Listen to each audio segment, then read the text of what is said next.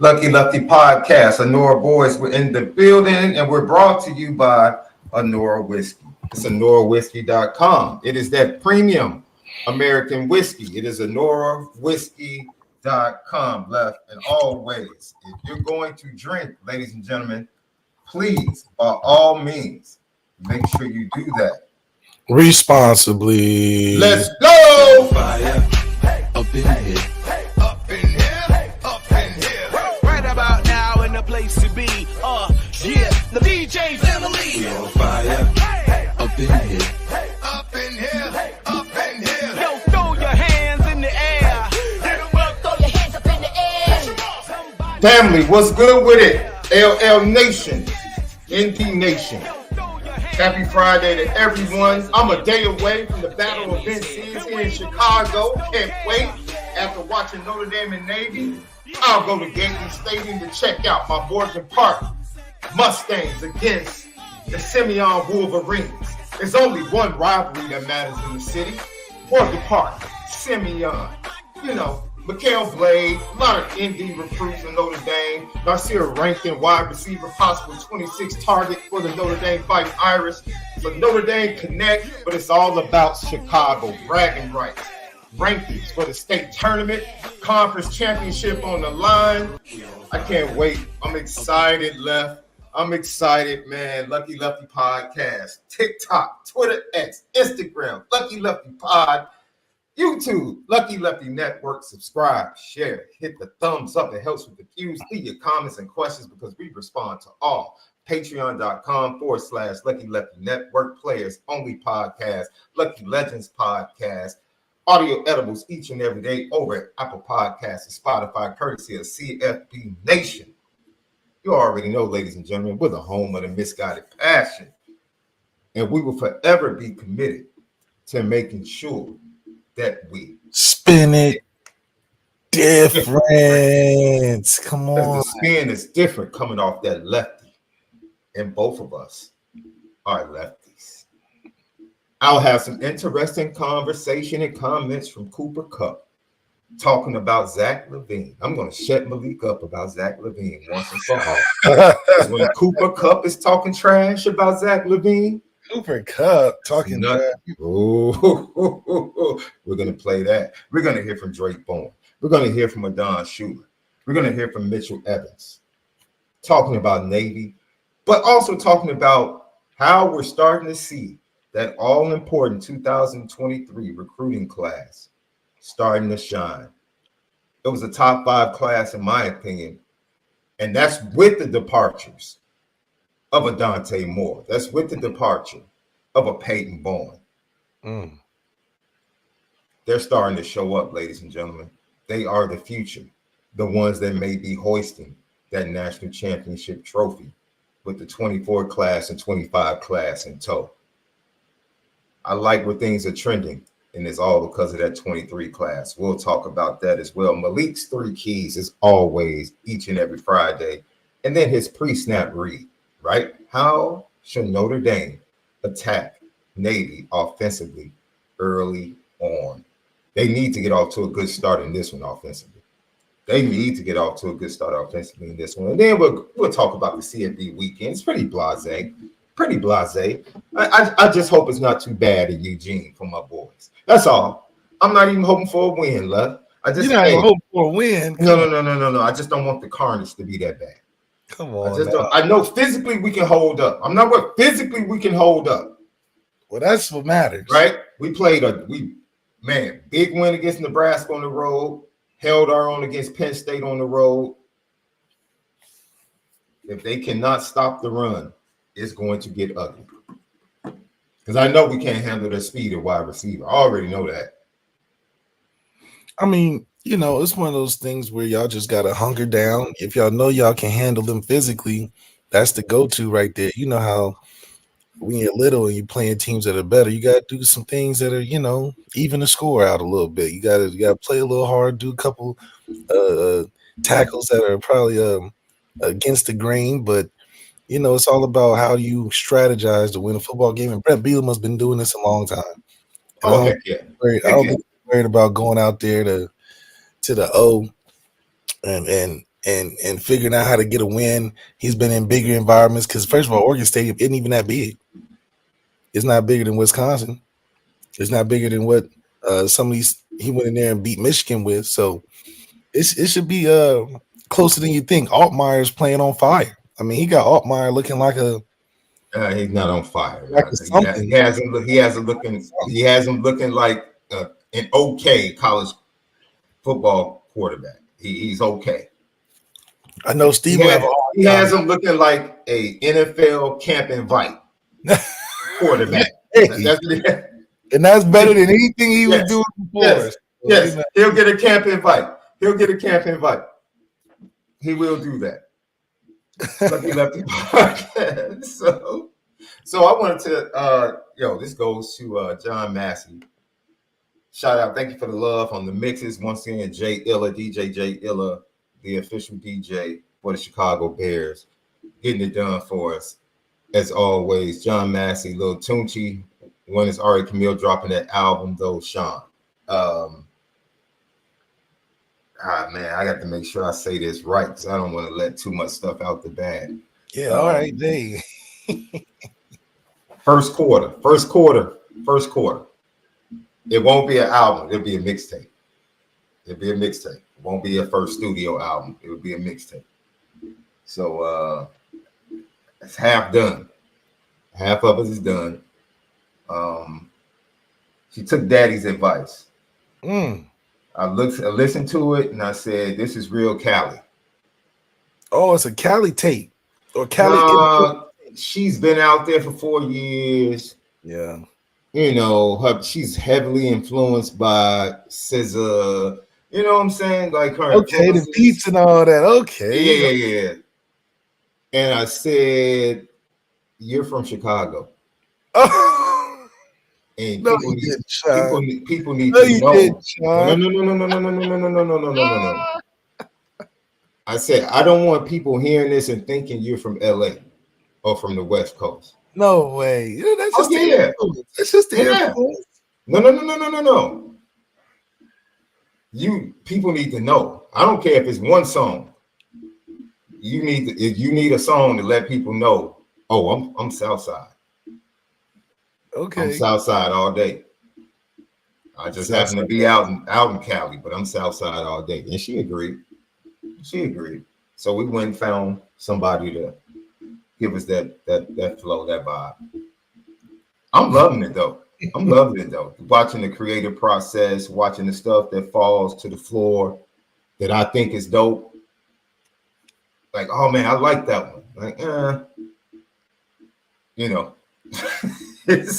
Sitting back watching her do her thing, because she's a creator. She can do everything, bro. She can do cut, she can film, she can edit her own video. She does everything. She can dance, she can choreograph, she do right. The only thing she used to do it, but I think she's skittish on it. She can do it. She can bar up. She used to bar up when she was like 10, 11. She used to bar up. She got some bars in there. She used to bar up. She used to write stuff. The beat switching a lot, like Drake. She used to write up for me, and then tell me to listen to her do it, and then all of a sudden, it just went away. So she doesn't have the confidence in it. But I told her, like, you need to unlock that. You need to unlock that. Unlock that. Shout out, Notre Dame fans are absolutely amazing. So she came back home yesterday after being, she had a show for like, she went on tour doing a show since May. She's been working, just blessed. God just truly blessed her right after graduation. And she had 4 days off before she goes back. She's doing another show in Compton. It's a vegan spot in Compton. She's doing a live performance on Tuesday. So for you people out there in LA, I'll give you the name of it. On Monday. So she'll be flying back late Monday, getting out there for a performance on Tuesday. So I picked her up from Midway yesterday, left about 2 o'clock. 2:30. Oh, you went Midway? So that's like right outside the city? No, Midway is in the city, right? 55th. Okay. Right off Cicero. O'Hara's outside the city, technically. Mm. It's technically in the city limits, but north suburbs. But anyway, pick her up, and this is why I love my daughter. Pick her up, and I'm like, yo, you hungry? She's like, yes. I'm like, what do you want to eat? She's like, Portillo's. No way. First of all, they got Portillo's in Cali. No, it ain't the same, bro. Ain't the same. I keep telling you that, bro. The one in South Bend ain't the same, bro. I keep telling. Look, man, these knockoffs ain't Chicago, bro. It ain't. The beef don't hit the same. They don't know how to add the little juice the same. It's like Harold's. It's like Harold's, another location. So she came in. She got her Italian beef with the cheese, the sweet peppers. She knew exactly, man. Dip it in the juice. She knew exactly what she wanted, dog. Like only a Chicagoan can. Made me a proud dad, boy. Just listening to her order. I'm waiting for her order, and a guy walks by with a Notre Dame hat and a Notre Dame zip-up sweater. He looks at me, and then out of the corner of my eye, I see him. He's looking at me like he knows me, and so I just turned to him and I was like, "Go Irish," and he was like, "Yeah, that's like the what's up, bro?" Yeah. I just said, "Go Irish," and he was like, "You're Sean Davis." I was like, "Yeah, yes, I am. Yes." He's like, "I was trying to." He was like, "I wasn't sure, and I didn't want to." Just speak. I'm like, man, it's all good. That's what's up. That's good. Yeah. You're right. This is all. That's all right. Let's go. Let's go. But no, Notre Dame fans are the best, man. Everywhere, man. Just absolutely love Notre Dame fans, what they represent, how they greet each other, how they treat me. I've run into fans in Arizona. I've run into fans in Los Angeles. It is look at that. You might as well say get you a what is it? One of them doctorate degrees where they just gift you the degree from the university. That's what they just want to hand when like they did with Kanye. What University of Chicago just gave Kanye one. Yeah, man. Look, man. It's a sad day here in Chicago, though. Yeah, Lil Durk, man. It's a sad day, but everybody in Chicago knew this day was coming. It was just a matter of whether. Oh, you said everybody knew it was coming. Yeah, it was just a matter of whether or not he was going to get caught. That's all. Lord Jesus, you talking about you already knew it was coming. That King Von stuff wasn't going away. I mean, Left. If you know Chicago, and see, this is why the Lil Durk story is so sad, because it is a macro of the micro of the everyday life in Chicago. Lord, the get back, like trying to get young people to understand that you're better than the stimuli that they give you on multiple levels to steer you in that direction, to play into that emotion that you have to get your lick back, that this is the only way, that there is no better way. It's sad. And this is something that we as adults, parents, and leaders, civic leaders, ministry leaders, this is what we deal with, bro. These are the mindsets we deal with. I mean, it's convenient to say that it was that, but I mean, they gotta, they still gotta do their job and the whole nine. And what's convenient? It's convenient to say that because that's the internet hyped it up. Oh, you got to get your get back. Oh, this and that. That's not. See that ain't got nothing to see. That's the problem, dog. This everyday neighborhood. This 63rd Street. We on the other side of 63rd. You on the other side of 63rd. Don't cross 63rd. That's real life. This ain't no computer screen. Get back. No, this is real life, bro. Jeez. I'm a grown man that grew up on the South Side. I don't go near 63rd Street. I'm a grown man. I grew up I know people. I want no parts of 63rd Street. None. Jeez. So people that think this is a joke, no. It's sad because we knew it was coming. It was either he was gonna get away with it or not. We knew. Like people in Chicago know the stories, bro. They hunted for that. I hope I'm not, dude. This is well known in Chicago. After King Von's death, half of 63rd Street was in Atlanta searching for Quando Rondo. All the cars from all the rental spots were sold out. This is real talk. This is real talk. This ain't no joke. This is real spit, bro. Real spit. Like that's real life. This is what I'm talking about, bro. They don't see any other way. There is no other way. And when it got hot, that's the only reason they came back home. That's it. That's the type of mindset, bro. It's crazy. So, man, this ain't nothing about media. This is not media influence. This is everyday life, bro. This is how they are. This is how it is. Appreciate you, John Massey. Yeah, another GTB question since it's the last year. Funniest inside the NBA moments. Mine are Shaq talking about gas, Ernie being black, and Charles talking about the big old women in San Antonio. Last night was funny, man, because Charles is terrible at playing that game at Where Are They Now? He's terrible at it. He's terrible. Like he only got, and he like genuinely doesn't know. No, he doesn't care. He genuinely doesn't care.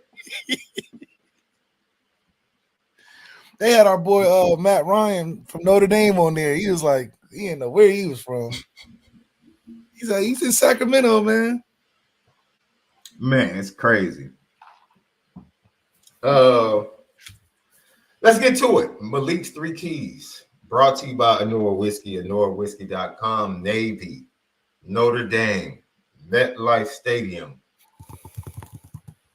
11 a.m., early kickoff, the kickoff that we dread, right? Oh, man. 2 ranked teams. This is the 4th time that both of these teams have been ranked. Navy has only been held under 200 yards offensively rushing in the last 6 years. They've only been held under 200 yards rushing 4 times. Half of those times were Notre Dame. Well, we're the toughest team they schedule every year, so it's like, you know, that's like when you're playing the big boss, you just not gonna have the same success as all the other teams that you schedule, which is cool. I mean, it's a standard we've built and created and set, and the only success that you usually have are off years when we're not on our A game. So that's why they look at this as the next level to what they want to do, and we're right here for it. All right. Let's get to it, Lefty. 3 keys to victory. 3 keys. Okay, well, key number 1, I'm going to the offensive side, and I'm saying we should have an 80+% conversion rate on 3rd down. I think when we talk about the matchup, a lot of people like to talk about their offense versus our defense, but our offense is also going to be on the field as well, and they need to become the dominant factor. And the way that you work a team like Navy is to be able to keep the ball on offense and convert and score points. We're not looking for soccer points. We're looking for that ball getting in the end zone. So a lot of that pertains to, you know, converting on 3rd down. So being 80+% on 3rd down is a very big key for us, because if we're converting on 3rd down, that means we're staying on the field. And if we're converting on 3rd down, that means we're creating drives to get closer to the end zone to score points. And a big indicator of time possession, all things included, we got to be able to convert on 3rd down in crucial moments. So that's going to be big for us. And then also what's going to be next for us is the defensive side of the ball. We have to be good on 4th down. I think there's going to be a lot of 4th down opportunities, and defense needs to win the 4th down conversion rate against Navy, because they're going to try to get in a lot of 4th and shorts. And we all know, watching these Navy Academy schools getting 4th downs, that's when they really, you know, get the momentum and gain these long possessions, because they're killing people on 4th and 2, 4th and short, 4th and 3, anything under 4th and 5. So if we can win that 4th down conversion against Navy's offense as spells really good for turnover on downs, but also field position where our offense can come back and score points. Now, the last one I wouldn't say is what we've talked about all week is still in possession, so I won't go there. But I do think that the special teams is what's going to break the game open. So for us to have another special teams touchdown, maybe some special team prowess to maybe steal a possession or to get an extra point here or there or to onside kick it, the special team factor is going to be big for breaking that game open for us, and it's going to open the floodgates for our offense and defense to gain that momentum. So I'm sticking to a lot more analytics this week. Our offense being great on third down conversion, our defense being great on fourth down conversion against their offense, and then finally us being able to create some momentum or a game-changing play on special teams that's going to break the game wide open and give us that victory that we're looking for. Malik's 3 Keys brought to you by ONORA Whiskey. Now, let's go to your pre-snap read left, your offensive approach to each and every opponent that you give every Friday right here on Lucky Lefty Podcast. Mike Denbrock, the offensive staff, Riley Leonard at the helm. How are you approaching this Navy defense, who is definitely not good against the run? They're giving up 4.4 yards per rush. That's 83rd in the nation. Teams run the ball 39.2 times per game. Rushing yards per game, they're giving up 173.4. That ranks 95th in the nation. Very opportunistic. They win the turnover battle. That is how they've been able to blow teams out. Turnover margin for them is 2.4 per game. That's number 1 in the nation. They are number 1 in giveaways, meaning they don't turn the ball over. And they are number 4 in takeaways per game at 2.4. They have not thrown an interception. They have not lost a fumble.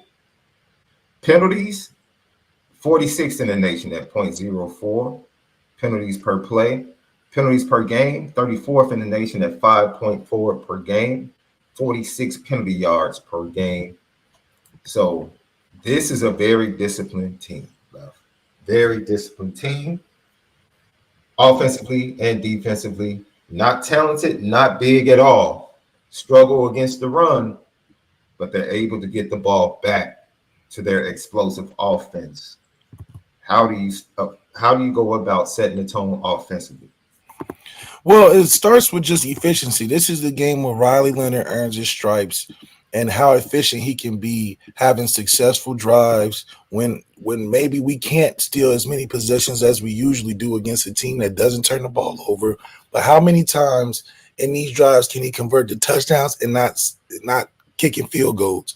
So this is going to be all about efficiency, all about his accuracy, and using the players around him to be successful. This is not a game where I think Riley's going to have 150 yards rushing, 150 passing. It needs to be on the lighter side of his rushing yards, more on his passing side.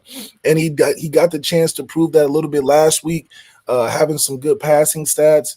But at the end of the day, I would love to see him disperse the football around a lot more in an efficient manner, maybe something closer to what we did in Purdue, where he was dinking and dunking and doing RPOs and having some success throwing the single side receiver off of the run, things like that to get him comfortable early, and then not being afraid to take the shots. You know, the one thing that we have the heaviest criticism of Riley Leonard is throwing over the middle. This is a game where the middle is open.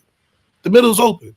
So how do you take advantage of that is something Denbrock is going to be scheming up, but also you're putting yourself in a position where this is the crossover point. We're getting into November where things get serious, and this is a great game against a ranked opponent who a lot of people are high on in the country to kind of put us on that center stage of we're proving that we need to be moving up in the ranks. And, you know, you got a couple weeks of it. You got Navy one week, got Army another week, but this is the week to start.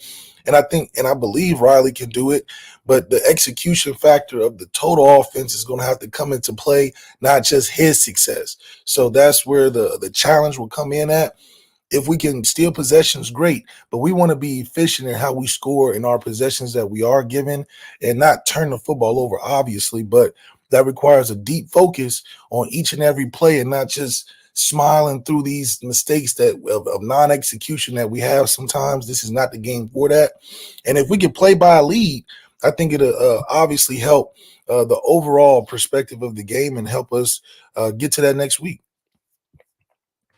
Let me ask you a question, because you just brought up something right there. That's your first read brought to you by, your pre-snap read brought to you by Malik ZAIRE, ONORA Whiskey. Can Notre Dame play a close game and impress?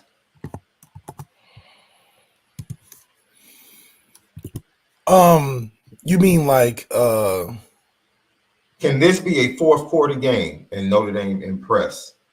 No, I don't think this can be a fourth quarter game, because a lot of this, one, we know that we already have a schedule that we're more talented than most of the teams that they're playing.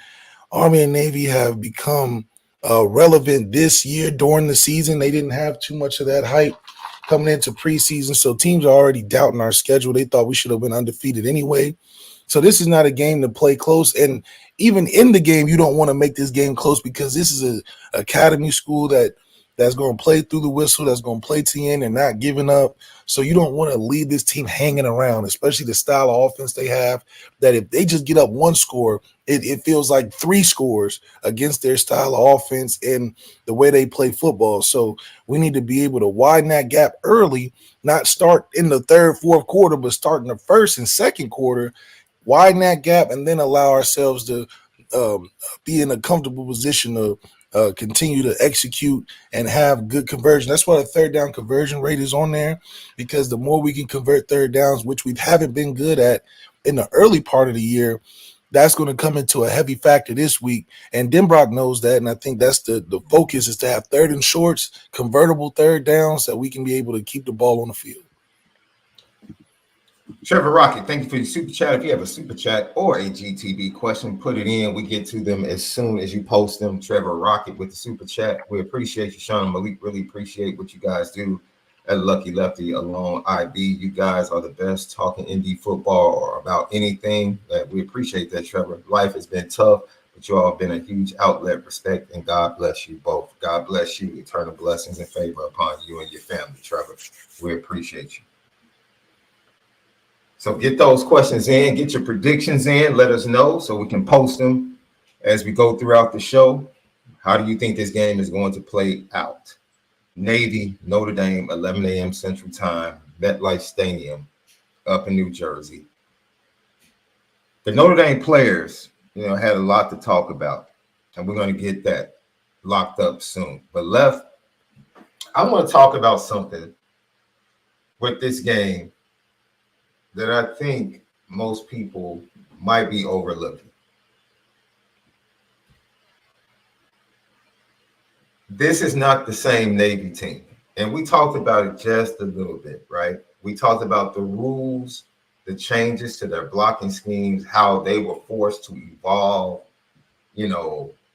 from being a traditional triple option team, now opening it up to a spread team with triple option priorities and principles and identity.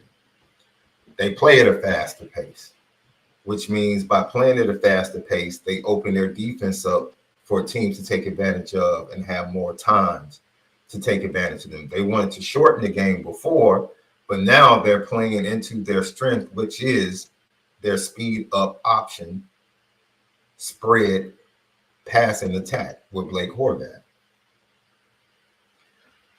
Do you see this game becoming more dangerous for Notre Dame in the coming years, or do you still see it being the same because of the disparity in the talent? Yeah, it definitely should be a disparity in the talent, which keeps it the same for us on our end, being that it's our game to lose, not our game to be in limbo and flux with. And it's due to the fact that we can recruit better than they can purely.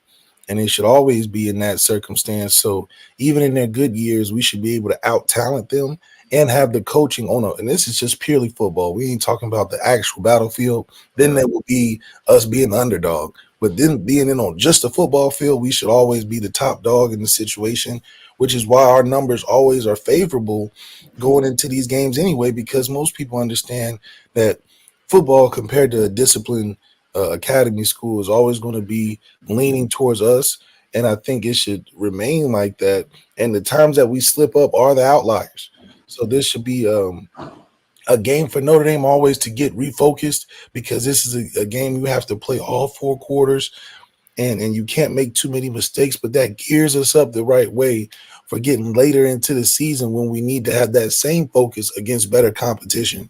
So it shouldn't make a difference for us, but we still need to play like we want to be there, and this is not a game to overlook, even in their good or bad years. Another super chat. We appreciate you guys. Jay Lamont, thank you for the super chat. Is Riley ever going to go over 300 yards passing? I'm just saying.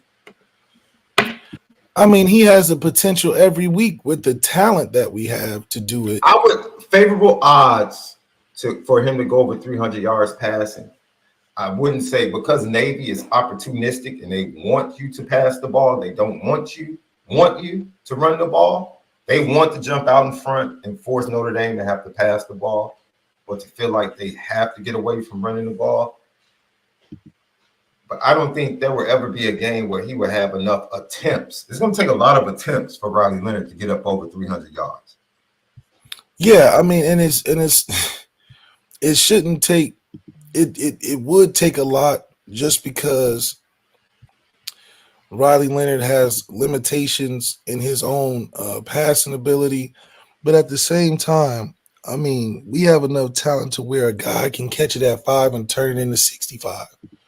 So at this, the focus of his play style, if he needed it or wanted to be, should be to just get the ball to his playmakers and let them take care of the rest. You know, this is not an offense where he has to damn near throw it and then catch it himself and run for a touchdown. You just got to do your job. And because we know Denbrock's track record, you know, my first game I started, I threw for over 300 yards. So it just shows you that if you just follow directions and do your job, things tend to go your way because of how we recruit the team and the talent that we have. So it shouldn't be something where you're not in the odds of playing well if you are prepared for your job each and every week. So Riley just has to get more comfortable within what he's asked to do, and then make the plays when it comes up. We're not asking him to recreate the wheel or put the team on his back. We're just asking him to do his job. So if he does his job, 300 shouldn't be such a tall order to be able to accomplish. He just has to be able to have the confidence in himself, which we're seeing week to week after the bye week, to get closer to that mark. And the closer he gets to that mark, the more the team galvanizes around him.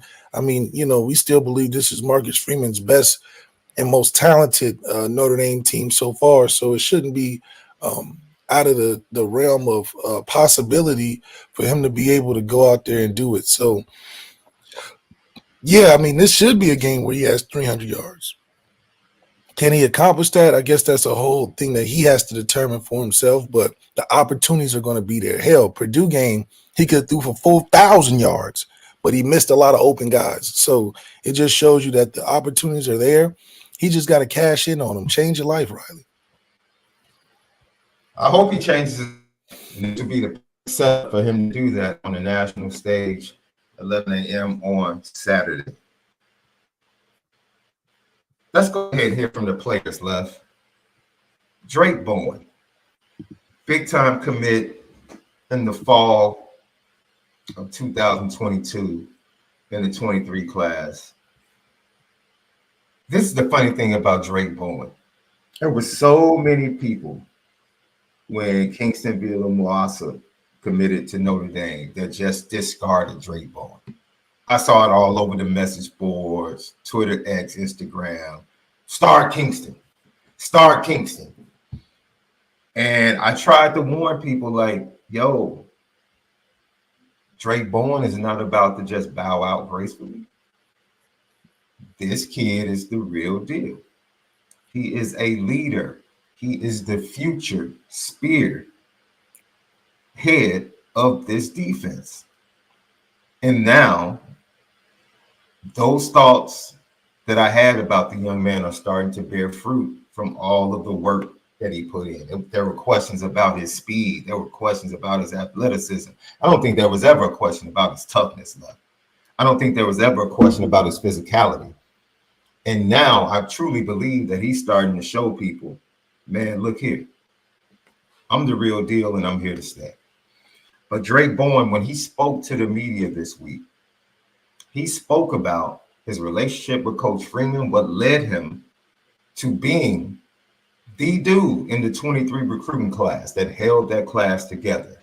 He was the leader of that class when they were high school prep stars. And he continues to be a leader now in the middle of that Fighting Irish defense. He talked about his decision to come to Notre Dame and how things have improved for him. Yeah, you know, that was kind of the ceiling factor for me. I think I committed a week or two later after that in his office. So, you know, that was kind of the moment where I was like, all right, I'm committing to Notre Dame. Like, this is the coach I want to play for. This is who I want to be at. You know, he sat in the rain and the cold for the entire quarter. He had his two kids out there. Like, he could have easily left at halftime, and he didn't. He stayed the entire game. And so I think him doing that just showed me, all right, this guy cares about me, cares about my family. He wants me to be someone that can play for Notre Dame. So, you know, that meant everything to me to end up coming here. And then now it looks like the game slowed down a little bit for you. Would you agree with that? And what's that kind of been like for you? Yeah, you know, it definitely has. I would say it's definitely from film study. Just, you know, I talked to JD during the bye week or maybe a couple weeks before, and he kind of just talked to me how he watches film throughout the week, and you know, I've kind of done it and kind of made it my own way. Especially, you know, can't do everything he does because of school, but I just think that, you know, being able to recognize everything and or most things, and just being able to know what they can give me has helped me slow down and kind of know what plays to expect, where I can fit, stuff like that. Man, shout out to JD Bertrand still being a valuable resource for guys like DRAYK BOWEN on this defense and that linebacker room. DRAYK BOWEN just talking about the importance of Marcus Freeman standing in the rain for 2 hours to watch him play a game and what that meant to him, and then committing to the program just over a week later in the office during a visit. And he, from that point, took the responsibility to get that 23 class to being as impactful with as many top talented kids as he could. You know, the stories of the departures of that class late in the process, we know about those. But ultimately, we're seeing that class and what they meant to Marcus Freeman, his first full class as a head coach of Notre Dame. We're starting to see the fruit of that labor show up on the football field. And just hearing him talk about that experience, the connection, the brotherhood that he still holds fast to with JD Bertrand, being in contact with him as he's in the NFL, talking about how to expect and what to expect Navy, or how to expect Navy to attack the linebacker position, what they're going to do, what your keys should be. Don't get caught up in this. Focus on that, and you'll be just fine. Why? Because you're a really good football player. Notre Dame has a lot of really good football players on the defensive side of the ball and the offensive side of the ball. I'm going to be honest with you, man. I feel really good about this game, bro. Now, see, but this is the sticky part, right? I think Notre Dame fans have every right, even if they feel good about the matchup, they have every right to say, every time we start to feel good about this team over the last 2.5 years, that's when they let us down the most. Well, yes and no. I mean, I think that just the expectation has been set so high for Notre Dame that at the end of the day, it's like a lose-lose almost. You know, you beat a team, oh, you're expected to do that. Y'all expected to win every game. You lose a game, now the opposing coaches all around the world doing podcasts about how he has the secrets to beat us. So it's not, and I think it was a lot harder and a lot more stringent when we were dealing with the 4-team playoff. I think parameters have changed expectations with a 12-team playoff to where we don't have to be necessarily perfect in the regular season. But at the same time, getting to the second season of the playoffs is ultimately important, but losing a game or two may be a big thing. But as the years go on, when this 12-team playoff develops, I think the less, not care, but the less expectation of being perfect in the regular season matters. And with a harder schedule, I'm assuming we'll have as we go through the years, this just happens to be our easiest regular season schedule. So when you're dealing with the easiest regular season schedule, some of those expectations still exist, that standard still exists. But as we've seen from the college football landscape, being perfect is hard to do. Except if you're in the lowly ACC, like how Pittsburgh is. Did they win last night? Yeah, the lowly ACC where they can't get enough points going undefeated to even be a top 12 team. Bro, like, I've never seen a quarterback that had to be one of the worst college football games ever played by a quarterback. But that's what I'm saying. So, you know, when we're not faced with having to go 12-0 to get to a 14 playoffs, which goes back to why I think Marcus Freeman's in a peculiar position where this isn't the Lou Holtz era, the Eric Parseghian, the Brian Kelly, none of that fits to what Marcus Freeman has got going on, because this is a whole new landscape. Because he's going to be judged as the first Notre Dame head coach to be judged by what does he do in the postseason? How does he climb the ladder in the postseason? And so that's what's going to be the difference, I think, for Marcus Freeman to set his own trailblaze his own path and to set that standard for Notre Dame in the new era of college football is, okay, we're no less than a 2-win playoff team. Right now, all things included, nobody can really know what to expect. But if Marcus Freeman can set that standard, we're winning 2 games every year in the playoffs. That's a tough thing to come behind. But also it shoots for the stars and we land amongst the clouds, because that way at least we know we can be a 2-win team, and then we stack from there. We get better from there to win a championship. So Marcus Freeman's in a great position, the catbird seat, on what is Notre Dame going to look like in this new landscape. Drayk Bowen then talked about the key. This is what I love about this young man. Scheme, new offense, the Navy offense flying high as a kite. Flying high as a kite with their new offensive coordinator, Drew Cronick. You see what I did there? You see what I did there? See what I did there? Flying high as a kite with Drew Cronick. Rim shot. But no, what is the key? Drayk Bowen was right on it. He's not fooled by any of the window dressing of this offense. Drayk Bowen knows what they need to do to beat Navy. You know, that's kind of how you have to beat Navy. You know, you can turn it into a fit game and, you know, be where you're supposed to be at, and, you know, they still may crease you for 20, 30. And so, you know, it's a little bit of you got to fit where you're supposed to be, but also you got to be super physical. You know, they're going to be a well-coached team. They're going to, you know what they're supposed to do, know where they're supposed to be. They're also going to be a physical team. So it's just going to be who's going to be more physical while also doing their job. Did you in high school play an option offense at all? Yeah, we did a couple times. We played, you know, Kaiser's school. He wasn't there, but there was triple option. Rensselaer, Eastbrook. So yes, it's something definitely done. Yeah, he played a lot of option schools in the state of Indiana. Hey, well, for a guy that's very physical, I'm not worried about him not being ready. I think this is a game that it really fits Drayk Bowen, you know, because he bows that neck back and he's flying to the football. He's making contact behind the line of scrimmage, not at the line of scrimmage or above the line of scrimmage. So I think they're going to be trying to game plan around how to run away from him. I don't think he's shy of contact. You know, some of this involves a physicality that some teams just don't want to face all 4 quarters. We got enough of young, sturdy linebackers that's looking for that contact. So I think it's a great matchup for our linebackers against their offense, because we're going to meet them where the rubber meets the road.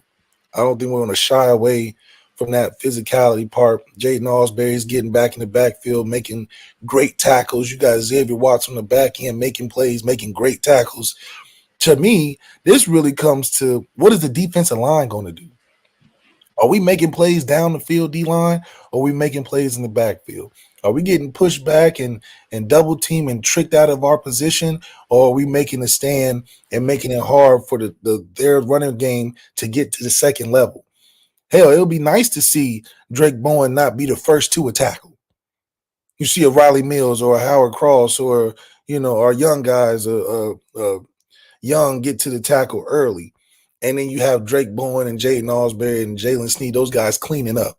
So that's what I'm looking for, is the impact of what our D-line is going to offer, because that's going to determine whether or not this game goes all the way to the fourth quarter or we can shut them out early in the first half. I think we have a couple of super chats we need to get to. Left, I got Marvin Bell. Thank you for the super chat. Happy Friday. LL Nation beat Navy. Absolutely. Let's go. Jay Lamont with another super chat. We appreciate you, Jay. I'll be mad if I don't see 4 and 24 returning on special teams come playoff time. I thought I would see them on the last kickoff versus Northern Illinois. 37 ain't taking nothing to the house. We don't use all our tools. I'm just saying. Yeah, I mean, obviously this needs to go through Jeremiah Love. This is a game where our X factors have to be the most important players on the field getting the football, and it starts with him. And so I do think that all things go well when you kick it off with your best players. Let him get going, supplement that with some Riley Leonard, supplement that with some of our outside the hash receivers, Chris Mitchell, Bo Collins, Jaden Grayhouse. Hell, Mitchell Evans can be big in this game. So the more we get more guys involved and it's less a one-man show, a one-man army like Riley Leonard's been doing the last couple of games, I think we won't have an issue of talking about what the offense lacks. The offense only lacks when we don't get the ball to other people that we have the ability to get the ball to. So I do think that this is an opportunity for Denbrock to see if Riley really meets the challenge of being a true distributor and not just a one-trick pony of a playmaker. I don't mind him being a one-trick pony this week, love. And this is I want him to stay healthy. That's my biggest concern for Riley. You keep asking. You know that detergent commercial where the kid comes in and he needs his soccer uniform clean, and he tells his mom, "I'm not going to slide tackle." And then he comes back and says, "I slid tackle." Like, yes, because dude, we know. Like, I'm fooling myself to think that he's not going to play the only way that he knows how to play. I don't think this is the only way he knows how to play. I think No. I take that back. It's the only way he chooses to play. How about that? That's the way he chooses to play. Yes. Let me rephrase it. That's where the confidence is. I'm hoping starts to instill into him that, listen, we know you know how to run. That's how you got here. It wasn't about throwing, but that's how you got here. You play, make, you run around, all of that. You're trying to get somewhere. You're trying to get to the league. You're trying to do some things after Notre Dame. This is the resources and opportunity for you to build that confidence, to go out there and show different parts of your game that can take you to that next level, put you in New York, whatever the case may be, put you in a position where you're on a winning team. When's the last time he's been on something like that? So I do think that, yes, his strengths, he strengths on his strengths. He's going to strengthen his strengths. But let his weaknesses be something that Notre Dame encourages him to get better at, puts him in a situation where he has to show that he can do it. And this is a game for that. So as much as he's going to do what he does, to take Notre Dame to the next level, he has to challenge himself to be a little bit better. Adon Schuler, he talked about that big pick six he had against Georgia Tech, but then he also talked about just as DRAYK BOWEN being a part of that 23 class that's being so impactful this season and how that led him to be at Notre Dame. Game, we kind of changed up a little bit of how our third down was going to go, and our coach my coach told me like read the quarterback eyes and kind of like mirror him. So I seen that they was running a drive concept to the boundary, and our corner got rubbed, so I was working towards that way. And then the quarterback, he overthrew the ball to the receiver, and I made a play. So. And then a little off topic, but Coach Freeman talked about recruiting wins in your class earlier this week. I guess what kind of made you want to stick with Notre Dame despite other schools kind of coming in late after you? Yeah, I would say like the relationship I built with Coach Freeman and Coach Golden, through Coach Smoke, my high school coach. He's had a relationship with them since before I was even in high school. So just trusting him and trusting Coach Freeman and making the right decision to come here. It's amazing that I hear these defensive players talk football, and the way they talk about football is so different from the offensive players, though. Well, a lot of it stems from trusting Coach Freeman. You hear that fly around a lot. Oh, Coach Freeman got me. Coach Freeman, I trust that guy. Offensively, you don't really hear too much of a Coach Freeman rally cry. It's more of like, I'm glad to be here. You know, we got a great team, this and that. We got some guys that can do some special things. But I think a lot of it is too because Coach Freeman's a defensive guy and those guys can relate a little bit more. But at the same time, the defense has, I think, a better structure from top down. You know, they have a better trust from top down. They're seeing guys go to the league that are on the team that are older and guys that are leaders. I mean, they got 2 captains on the defense. So there's a better built trust, but I think that comes due to the fact that Golden's been there for 3 years. He's been with Marcus Freeman the whole time he's been head coach. They've made the right moves every time on the defensive side of the ball. Offense is just catching up, right? And I think that catch up will happen more when you start seeing more success. You start seeing some first-round receivers, some first-round tight ends. Jeremiah Love is in a great position to set that tone for impact players to get drafted on the offensive side. But he has to see some more success himself on that because that attracts recruits. Right now, if I was a recruit looking at Notre Dame offense, I just think there's a gap to fill. All that talent they got, it's like, damn, but who's filling that gap? Yeah, we love and appreciate Jeremiah Love. I think he's a great player, but he don't even have the most carries on the offense. So who are they really featuring? And then Riley is lacking in certain areas. So what's that pool? And you can't always get it from the offensive line when you're talking about skill positions and the sexy positions that get highlighted on offense. So I think in the world of we're still in the old school type of setting for when it comes to offense. We're not a flashy offense like an Ole Miss or LSU or some of these schools that can create points out of nowhere, or Jeff Brom type of offense where they're just popping every week. So there's a different intricacy that you love about a Notre Dame offense as a role player. You think of Notre Dame offense, you think role player. You think Notre Dame defense, you're saying, okay, I'm going to lead. That's impact. That's first round. That's, Al Golden, super high intelligence. I'm going to learn football, that whole thing. Offensively, you're just saying, okay, that's a role player. How can I fit in over there? Because I know if I'm the best player, I may not even get the ball the most. They just came with it. They just had the receiver get transferred over there that has the most receptions in college football at 71 last year. He's not even close to that over there. So what am I aspiring to look at or get to when I get into an offense where I got to play a role? So until that changes, there's just going to be a gap that looks like it needs to be filled. And I think more winning is going to help fit that. But still, Notre Dame has to be able to show they can feature some X-factor players, some top first-round guys as well. They definitely have to do that, especially at the wide receiver position. We can be frank and honest, man.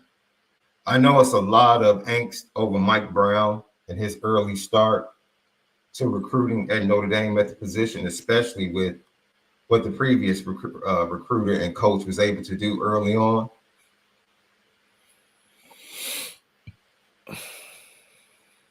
The current passing situation is not inviting to wide receivers, bro. You just had an SMU commit say no. You tried to flip him. He's committed to SMU. He sees the SMU offense. He looks at the Notre Dame offense. He says no.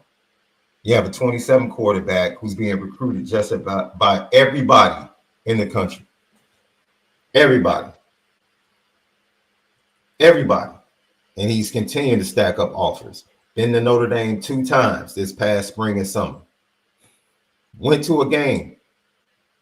Talked to him after the game.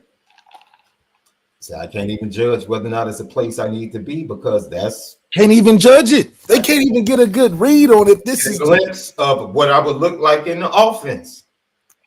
So, ladies and gents, you know, it's only so many things that can be done without young people being able to see it and grab hold to it. You know, so those are the last steps to the offense taking a step forward. Because honestly, the title of this show is all about the offense, bro. This is literally on the shoulders of the offense. Yeah. What can Notre Dame become as a team? What will they be in the playoffs as a team? And will they have success in the playoffs if they're able to win out? We don't need to look at the defense. I don't think we need to look at the coaching staff.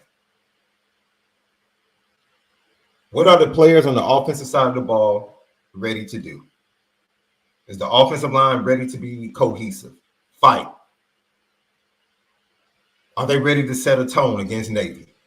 No negative plays, no missed assignments, no penalties taking points off the board. Giving your quarterback sufficient time to throw the football. Because your offense is trying to get the ball out of his hand. That's the sad part. It's not like he's dropping back, waiting, progressing through. He's a 1-read, maybe 2-read quarterback at this point, which means you have to give him even less time, and he will escape out to his right the majority of the time. So it's not much you have to do in pass pro as an offensive line. It's not much.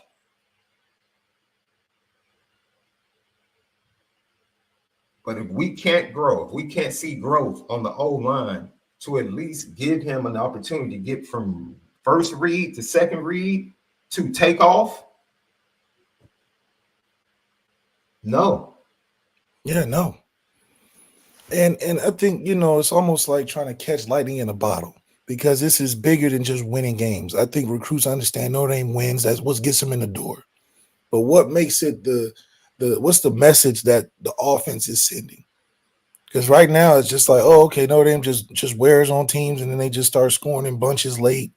But what's the message that we're sending on offense? Are we sending a message that we're explosive, that young guys can come in and make day one plays, that even the guys that stick around have greater careers later and greater?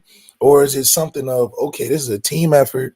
Anybody can pop at any moment, which isn't sexy for a recruit that's a top recruit.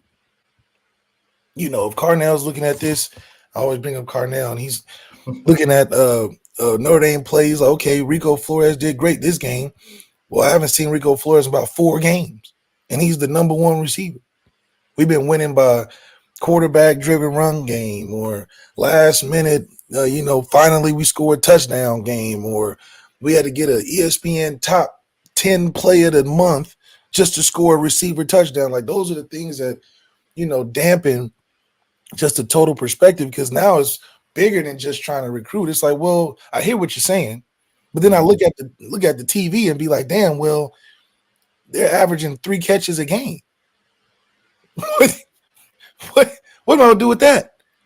I'm looking at everywhere else, and they're featuring guys that they make it look easy. So until we transition to making it look easy, where a guy can come in and have some speculation, but then go out there and go do it, it's going to be hard to marry up what we're recruiting as. Like, what does Mike Brown go out there and recruit receivers and say? Oh, we have a long tradition and we have a long history, and then 4 for 40. What is the real message in the receiver room that Mike Brown has as in his pocket of, this is what I can throw out there that is an irresistible offer? So I think it needs to clean up his messaging to the right media, with the right media to the right market. Right now, our messaging is too vague. Just come here. We have a great team. We'll win games. We got good coaches. We got good surrounding players, a good offensive line. It's just too vague. How are we talking to someone and for someone. How do we solve their problems? You have to know your market. You have to know your customer. Yeah, I know people disagree with me. Most people that disagree with me, all right, they have one mindset, right? You can't lead with 4 for 40 with every recruit. Can't do it. A 5-star with that too. What that 4 for 40 with a 5-star receiver that's looking to get to the NFL, that bring that on the backside. Like, because you can use 4 for 40 to recruit regular students. Yes. It's too vague of a message. Yes. What's the positioning that we have that stands out amongst? I tell you, Taylor didn't give a darn about 4 for 40. He was like, I'm not trying to go there. Yeah, like, what are you talking about? Taylor was like, yo, I'm trying to go in 3 years that produces wide receivers. Period. Don't be 4 for 40. What does that mean? And he's a smart kid. So to the people in the chat, they were like, well, maybe they're scared to come to a school. Stop. Every kid that doesn't choose Notre Dame isn't a stupid kid, isn't a dumb kid, isn't a kid that doesn't want to come and go to a school with high academic requirements or expectations. No. Some smart kids just flat. Travis Hunter is a 4.0 student. He's a 4.0 student playing for Colorado. He would have done just fine at Notre Dame academically. You know why? Because that was the same kid he's been his entire life. That would not have changed, regardless of the school that he went to. And that's what wouldn't have changed. So we got to get rid of this narrative that if they don't choose Notre Dame, they're scared of the academics. Man, stop that. No, it's what do we do great, and how will it benefit the target market, which is our receivers. Our target market is receivers. Hell, what do we even have as a perfect receiver for Notre Dame right now? What is that perfect receiver that we're recruiting for Notre Dame? We have no idea. Because when I look at it, we got the short guys, we got the tall guys, we got 4 stars, we got a couple 3 stars. They name me. Maybe I'm wrong.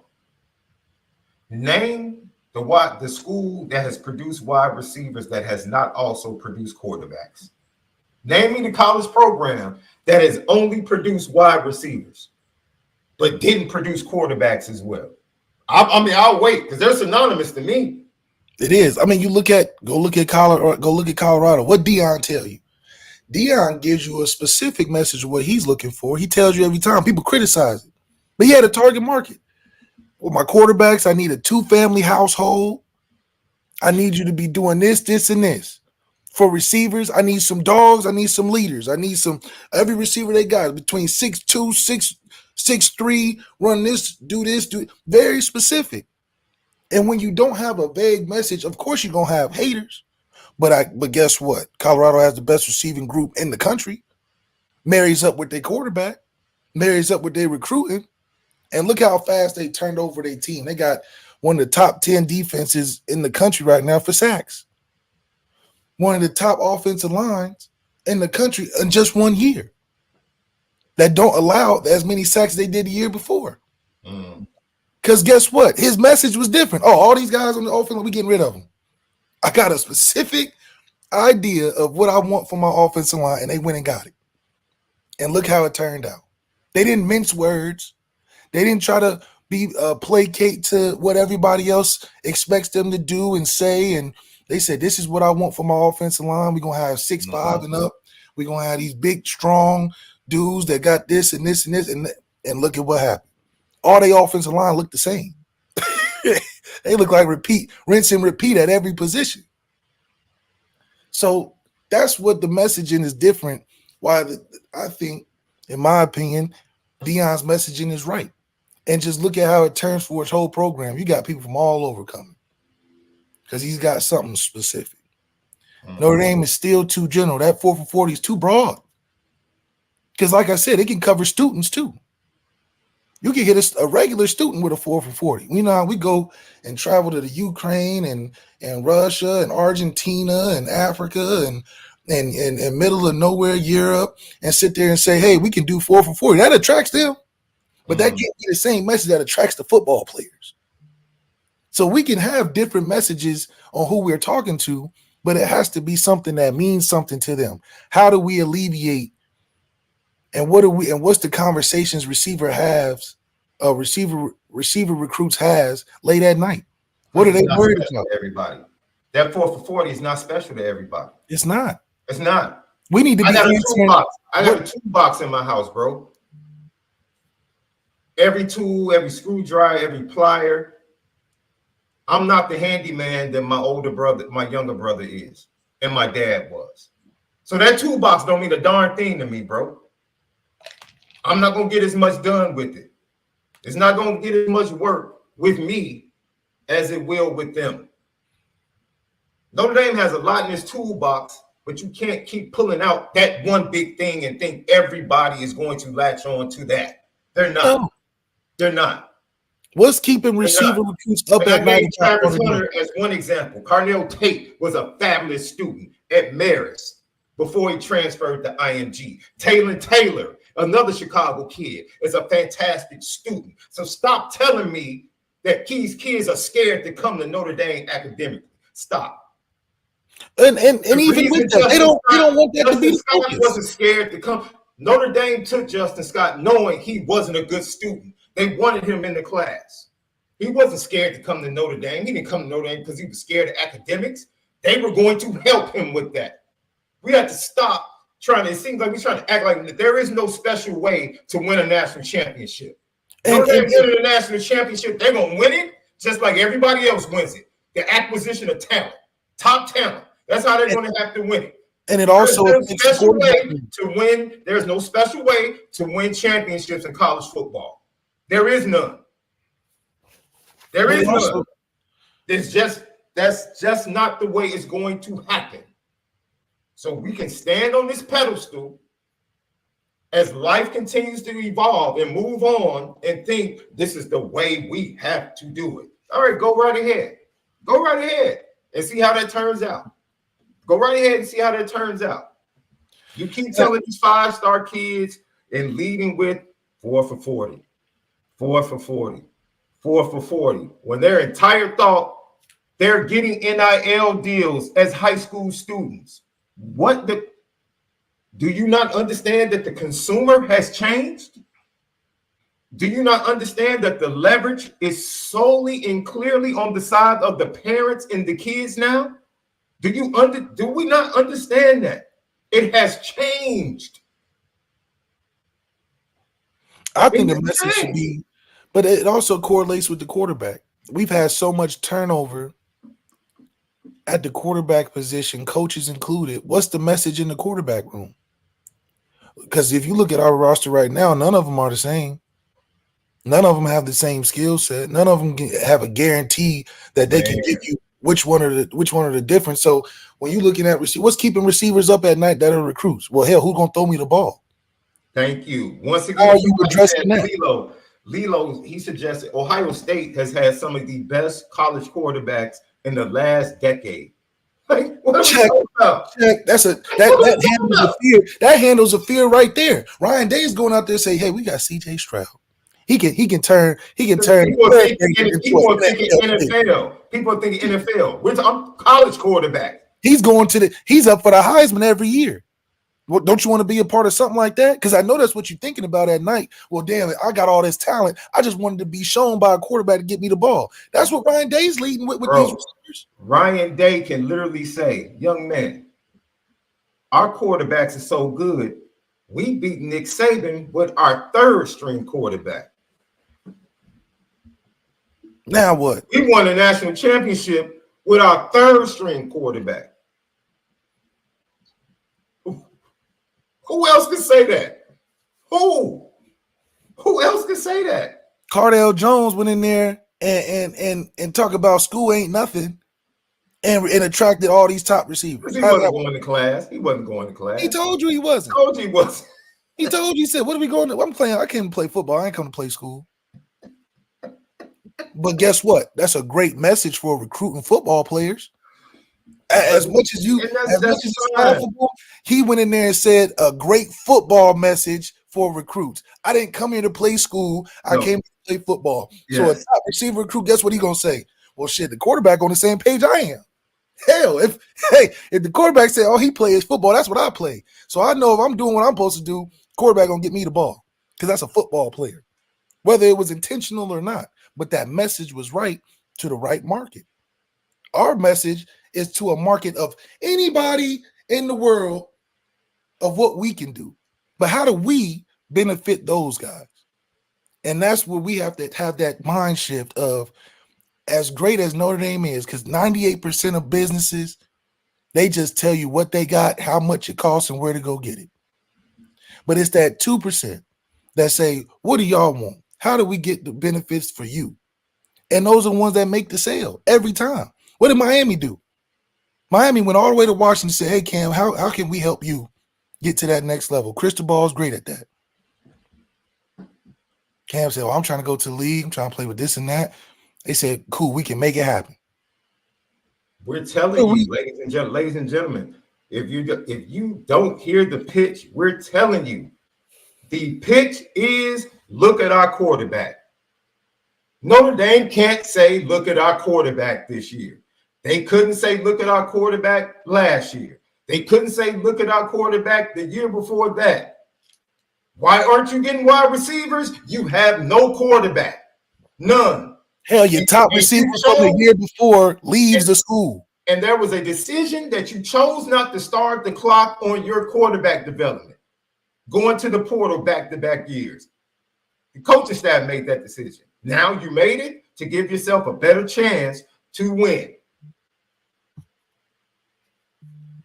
But by doing that, you push back the ability to attract top wide receivers. Who are they looking at? Wide receivers need quarterbacks.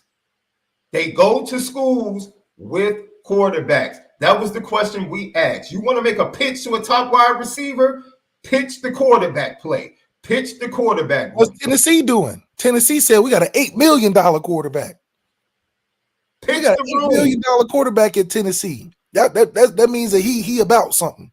That's it. Come and find out why he $8 million worth it. CJ Carr can't recruit because he hasn't played. He hasn't played. Okay, CJ Carr's in the room. He's not doing anything. There is nothing tangible that can be sold by CJ Carr to wide receivers in the stands because they're watching Riley Leonard. And their game is completely different. So you can't, what you gonna sell the offense under CJ Carr with a Riley Leonard playing? It don't even match. Can't see the offense. It don't even match. That's why recruits are saying, well, I gotta see them under CJ. I gotta see them in a different light. A 27 quarterback literally said, I have to see the offense under CJ Carr. That's literally what he said after his visit. He said, I can't do nothing with this. I can't. Because this team ain't speaking to me. I can't. So if one of the top quarterbacks is saying that, what do you think the top wide receivers are saying? They saying, hell no. Chris Mitchell got how many? 2 receptions when he was 71 last year? No, we ain't. There's so many things. Look, there's only so far 4 for 40, and that pitch is going to take you. We're getting top talent. The pitch is develop quarterbacks. Will Fuller had what? Deshaun, Malik, and Ebb in the quarterback room. And we recruited great off of that. We ended up getting EQ, Miles Boykins, Chase. Thank you. I mean, we was racking them up because they saw Will catching bombs, Will doing all type of setting records, all type of things. Yes. Who did Jeff Samardzija have? Who did Maurice Stovall and Jeff Samardzija have at quarterback? Who did they have? Let's run down. Let's talk about all the great wide receivers at Notre Dame. I bet you they're connected to a great quarterback. Michael Floyd, Golden Tate. Who did they have? Clausen. You can't tell me a great wide receiver that is not connected to a quarterback. They're synonymous. They feed off each other. They help to recruit one another. It just is what it is, man. It is what it is. So the pitch to big-time wide receivers, man, saying 4 for 40, and there's no tangible proof of their development, that they can see on the field? Let's have an honest conversation about what that's really doing. What is that really doing? What is that really doing? The pitch is develop the quarterback room, develop the offense, show these wide receivers where they can grow in the offense, get opportunities early. It's the same thing we see at the defensive back position. How much does Mike Mickens have to say when he walks in the room other than Cam, Benji, Christian, Adon, X? Jadon Blair interviewed two stories up over at Irish Breakdown Athlon Sports from my interview with Jadon Blair. Jadon Blair literally said, I sat there at the Stanford game and I watched X and I saw exactly how Mike Mickens wants to use me. It's evident. It's evident to him before he gets to campus. This is why I chose Notre Dame. This is how I'm going to be used. There is nothing evident on the field for wide receivers to say, that's me. That's how they're going to use me.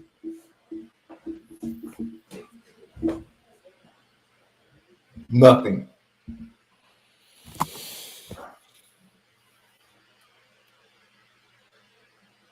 There's nothing.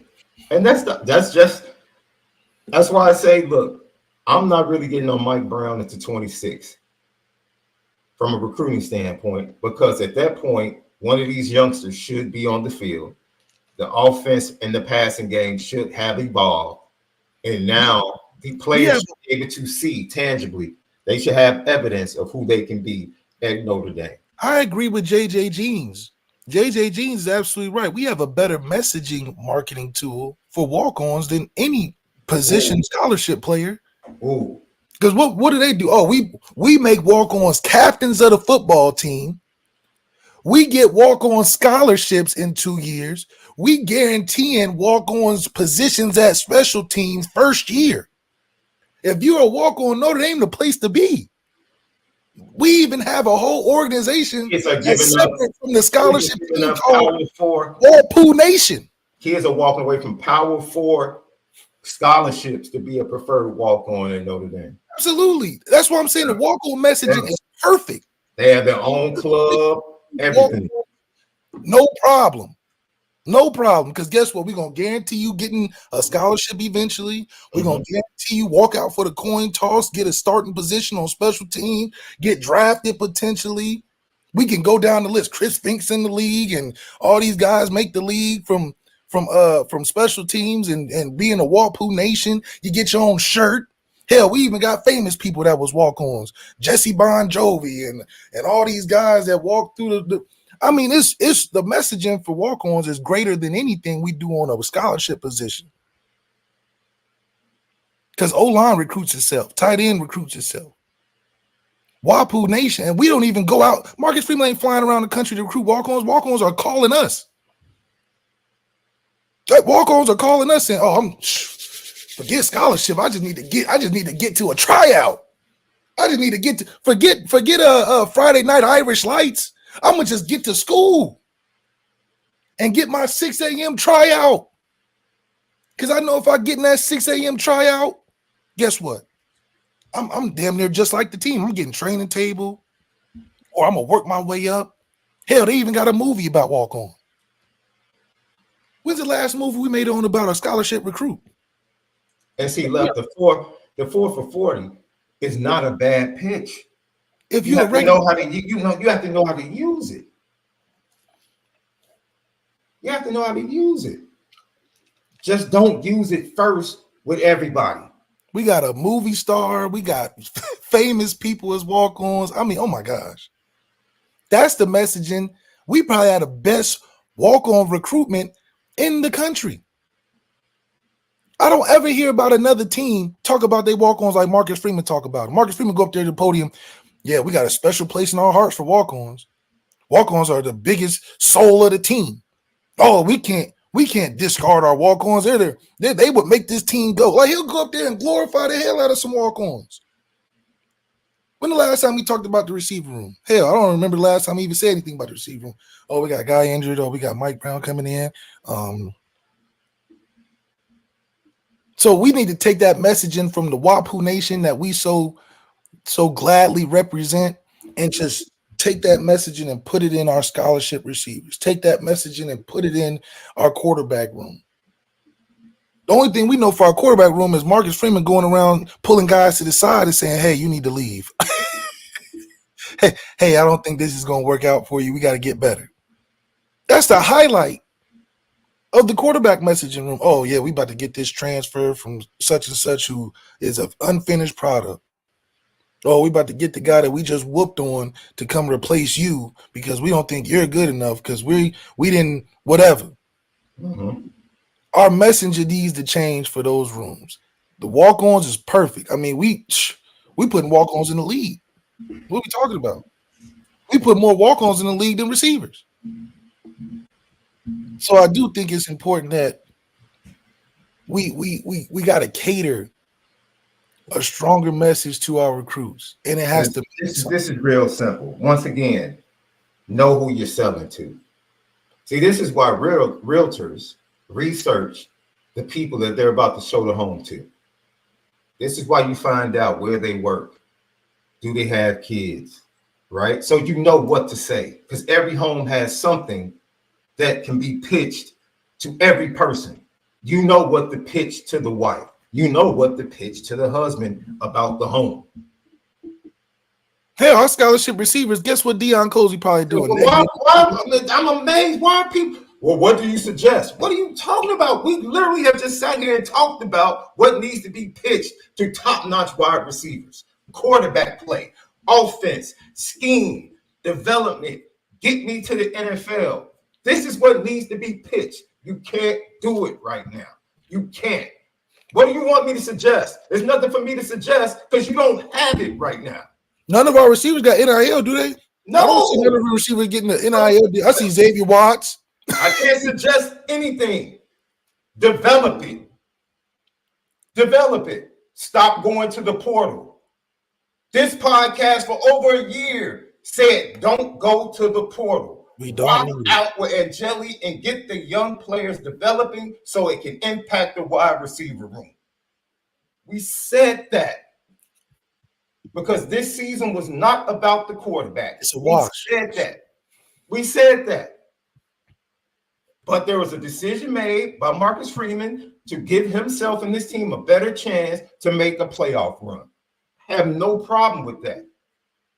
But if you want to attract wide receivers, you're going to have to start the clock on development of your young quarterbacks. And you could have done it with the easy schedule this year. Yeah, this was the year to do it. Done it. Notre Dame could have been 6-1 with a different quarterback at this point in the season. It could have been done. This is not a narrative. Stop giving excuses. This is year 3. Notre Dame coaches won national championships in year 3. Go look at the recruiting that Lou Holtz did in 3 years. I don't want to hear nothing about narratives and 3. It's only year 3. Stop that. Stop. Brett Bielema has turned around a desolate Illinois program in 3 years. They're in the top 20. I don't want to hear that. You're right. It's year 3. We should see a difference. This offense in year 3 should look different. The Notre Dame offense has not progressed in 3 years under Marcus Freeman. That's fair. And that's not good enough. And it's fair to say that that's not good enough. This being year 3 is not an excuse for that. No, stop.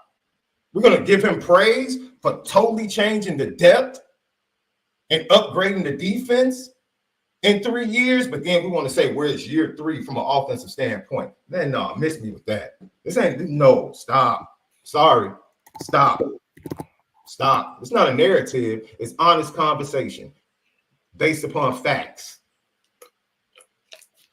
Honest conversation based upon facts. Hell, Jimmy, you think Jimmy Paulson is going to be pushing Notre Dame to his sons? What's the message for that? We're amazed all the work he's done. In 3 years, he's just the depth he's built on this roster in 3 years. Okay, but now you want to use 3 years as an excuse of why we can't talk about the quarterback room not having evidence on the field and the impact of wide receiver recruiting being impacted by that. You want to, now it's going to take 4 or 5 years when you could have done it in 3 years? Come on, man. Stop. And if it wasn't important, he would not have pulled Drew Pine and Tyler Buckner into his office in the middle of his first season to say, I have to upgrade the quarterback room. Marcus Freeman knows the importance of the quarterback room. He knows the importance of how it impacts the offense. He knows the importance of how it impacts wide receiver recruiting, because they've been able to recruit running backs, tight ends, and offensive linemen without good quarterback play. And they're going to continue to do that. But that wide receiver room is not changing. Roderick, Saban in his 4th season went and got Julio Jones. Stop it. Stop it. Saban won a national championship without Julio Jones. And then went and got Julio Jones, and Julio Jones changed into all of those 5-star quarterbacks. Stop playing. We got to stop playing, man. Stop. Stop making excuses. Stop making excuses. Go look at the wide receivers he had at LSU when he won a national championship. We act like Nick Saban showed up in Alabama with 0 national championships left. What are we talking about? Are we really trying to compare Nick Saban at Alabama to Marcus Freeman at Notre Dame? He was literally a national championship head coach that had built 2 programs, not one left. He built up Michigan State, left it, went to LSU, built it up, won a championship, left LSU, went to Alabama, won a championship. And we're really trying to compare. We don't even have to go outside. Literally, the great coaches at Notre Dame won national championships in year 3. And by the 3rd year, had put in their system and recruited the quarterback room.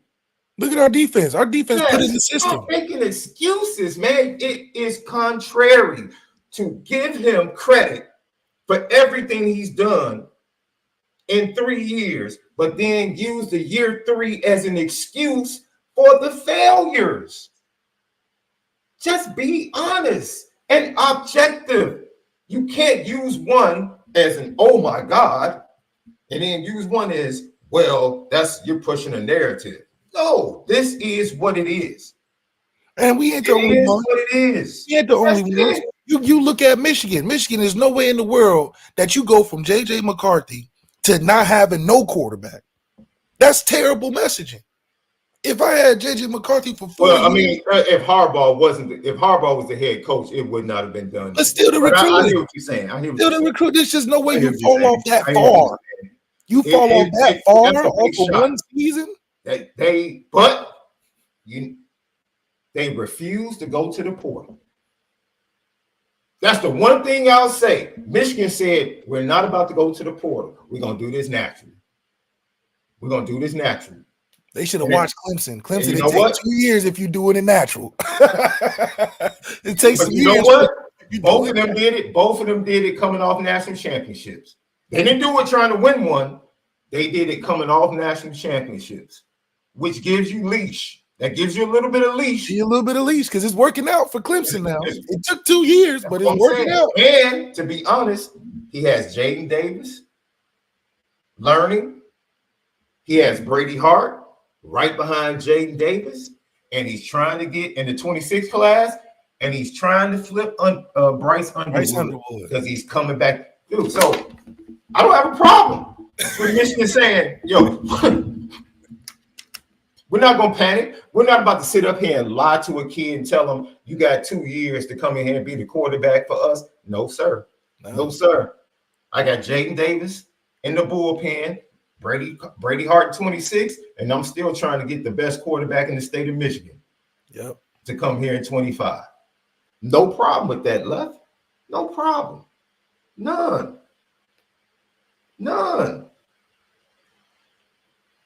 But we're not about to sit here, bro. Let's stop. How are we pushing a narrative based upon facts? Things you can literally see. Yeah. You have 4 of the top 10 wide receivers in the 25 class come to campus in the summer, and they all said no. Why? Why? Why? Because they were scared. They were scared of academics. We're not answering what will benefit them. We're saying we got all this. We got this. We got 4 for 40. We got this. We got this. But we never asked the receivers what they wanted. I'm sure we never did. We always stand on the accolades and the things we produce, but never talk to what they need. And in this landscape, you're gonna have to find out what the customer wants. What are they looking for? Because the things that they're looking for, we don't even do.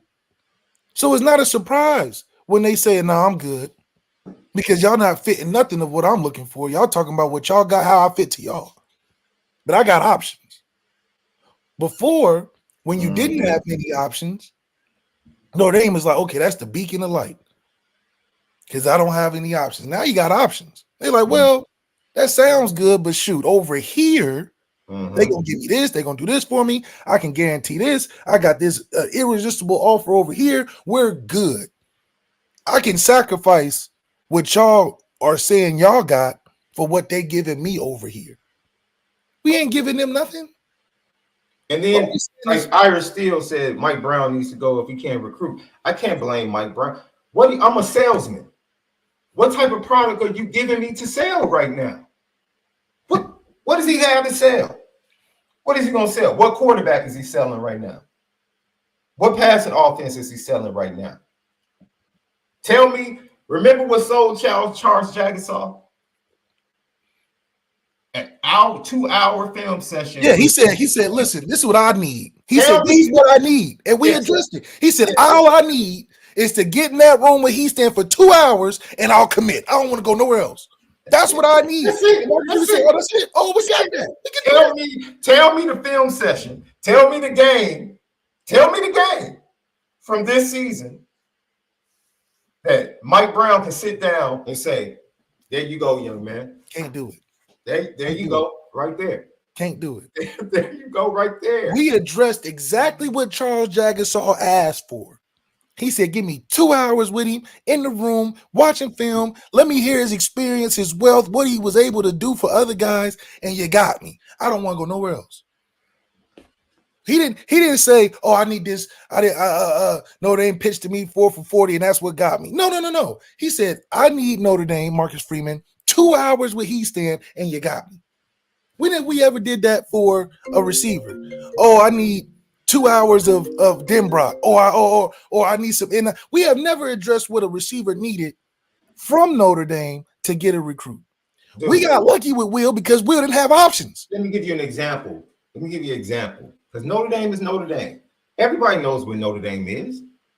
People know Notre Dame big time, academic. They know the weight of the degree. Everybody. The most impactful during his official visit, Notre Dame flipped offensive lineman Cameron Herron from Iowa. He was at the Stanford game. The most impactful conversation he had, there were 2. The Sunday after, he sat eating Wingstop with the offensive lineman talking football. These are the 2 things. It wasn't meeting Coach Freeman. It wasn't what he saw on the field against Stanford.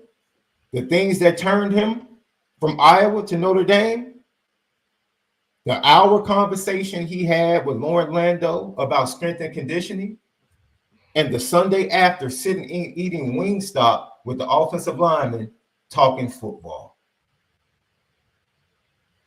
He was like, I'm coming to Notre Dame. That's it. Had nothing to do with 4 for 40. Nothing. Because we addressed what he wanted and what he needed out of it. And Notre Dame gave that. He said, this is what I need. Yes, this is what I need. I don't care about the public, all that stuff y'all pushing. Y'all spend all this money on this 4 for 40 lettering and he said, all I need is some Wingstop. I know that. I grew up in Indiana. I know the weight of Notre Dame's degree. How they get snitches? How they put them in the cold room They said, we know you're hungry because you've been in here about 8 hours. So we're going to benefit you so you can snitch. We're going to give you some McDonald's, a nice Big Mac, a nice large Coca-Cola, and we'll give you a sweater. And what happens every time? When you benefit those snitches with the food and the blanket, all the truth starts coming out because they benefiting them. Now they rig it, but they know what they can get out of it. That's all we're saying. That you have to be able to look at. This is why everyone, a large contingency of Notre Dame fans that are firing off on Mike Brown. Like, dude, I'm not doing that. I'm not. That's unfair. Like, what? He just came in December. Like, what are you expecting? The fact that he got 4 of the top 10 wide receivers on for official visits, that wasn't happening. The last wide receiver coach didn't do that. He didn't do that. 4 of the top 10, he didn't do that. Now, did he close the deal? Wait, did he close the deal? No. You know what's going to help him close the deal? Quarterbacks, development, and Randy Schiller said, we screamed all off season, and people told us we were haters. We said, dude, this season is not about quarterback. The schedule is light. Develop your quarterbacks. It will help in wide receiver recruiting because you will start to see how the offense is going to be in development. Mike Denbrock has had to build an offense around this quarterback. It's not even his offense. Not even his offense. It's not even his offense. And it's funny because the recruits can tell. The recruits are like, I can't watch this. I can't. This ain't nothing. This ain't even the example that I'm gonna be on. Thank you. I'll never forget. I was with George Pickens his last year in high school at Hoover, Alabama. And I said, why did you go to Alabama? He said, man, because they win championship, they get me to the league. They got this guy, this day. Julio, my favorite player. Nick Saban is proven winner. They got receivers going to the league every year. That's why I'm going to Alabama. I'm sorry, Georgia. Sorry. He said, got it mixed up. He said, AJ Green's my favorite player. I like what they got at Georgia, and I want to get out of Alabama. And that's what George Pickens. There's 3 qualifiers. And obviously they helped him with the bag. They gave him a little bit of, but that's what got him to Georgia. Not because they said, oh, this is what we're offering as a Bulldog. He don't care nothing about that. Mm-mm. When we fit, especially these top players, what they want, that's how you get them. We're not going to no longer sell this oasis or this dream of what we have as a product. Because guess what? That's what everybody else is doing. That's what everybody else is saying. It's not until we say, okay, how can we benefit you? Deuce Knight, as much as he's not going to admit it, Auburn said, what can we do for you? I know we ain't looking good.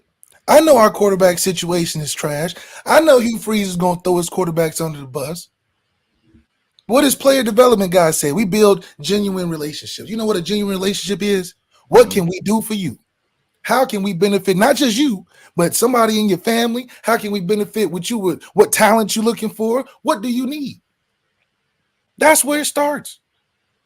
And I'm sure Deuce said, okay, a couple bags at NIL ain't gonna be too bad. They said we could do that. Thanks. That's one thing Notre Dame ain't gonna do, but we could do that. What else you need? Oh, I want to, maybe try to play my first year. We can do that. These quarterbacks is trash. We can do that. That's what's forming that relationship. Now, I will say this, and I'll say it because it has been already publicly spoken about, right? Notre Dame is still trying to flip Derek Meadows from LSU.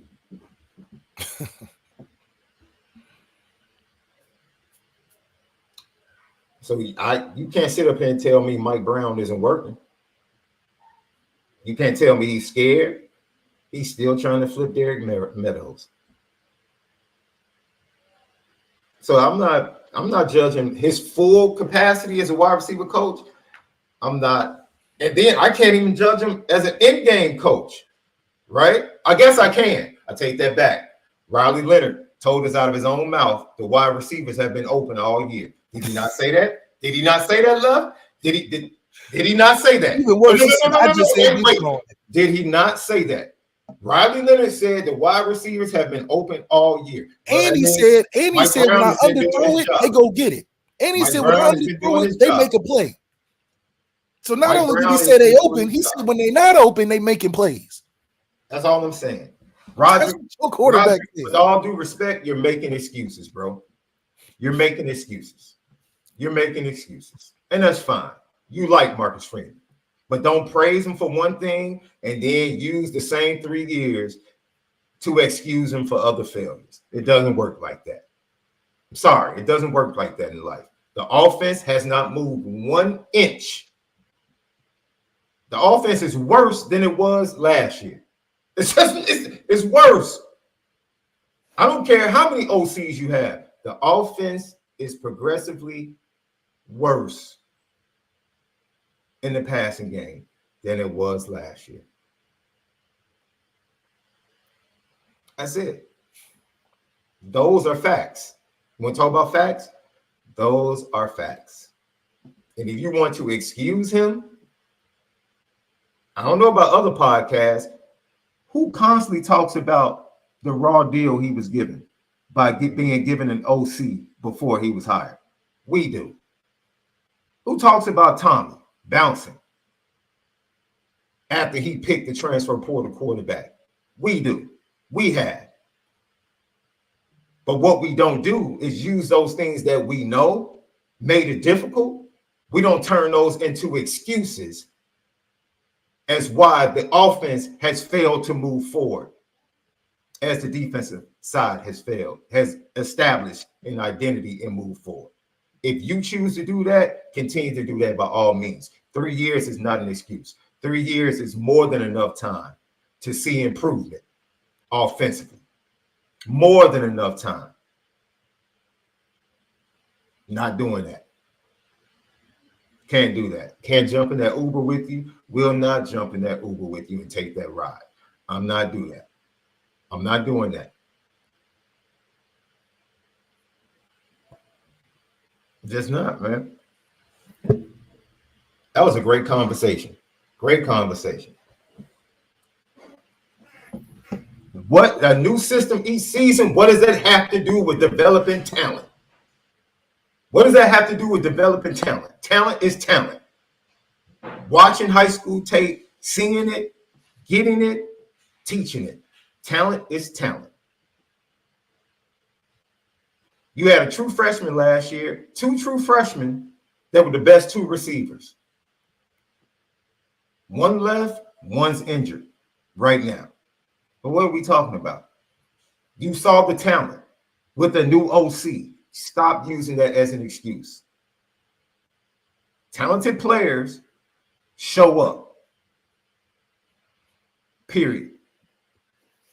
The expectation was Notre Dame got a dog. Boy, they got a quarterback that's about to elevate the passing game. Was that not the expectation left? Regardless of who the OC was, they got a dude, didn't they? Shannon Dawson was getting dogged. But he went and got a dude at quarterback, didn't he, Love? Yep. Did you hear about Restrepo, Horton, and all of those great wide receivers down in Miami? Were they getting as much buzz last year? Nope. They're getting a lot of buzz this year, aren't they? Yeah, with a quarterback that's going to be with a quarterback that's going to be sitting in New York with 24 touchdowns and almost 2,500 yards in 7 games. I guarantee you, I'll make this statement right now. If Cam Ward came to Notre Dame instead of Riley Leonard, I guarantee you'll hear more about Chris Mitchell than you hear. Bo Collins, Jayden Greathouse, and all them boys. Yeah, actually, that 3 years, I don't want to hear that.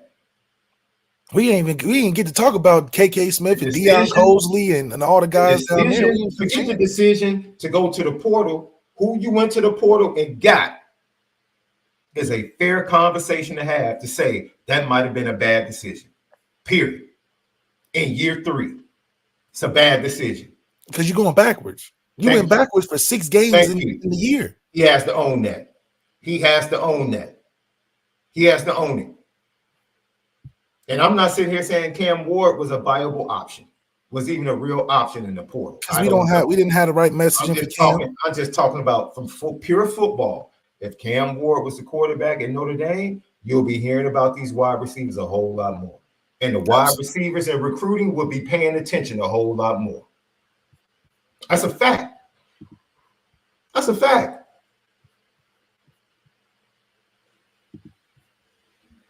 What with 6-1? What does that mean? What does that mean? Did you expect not to be 6-1? Pittsburgh 6-1. Wait a minute, dude.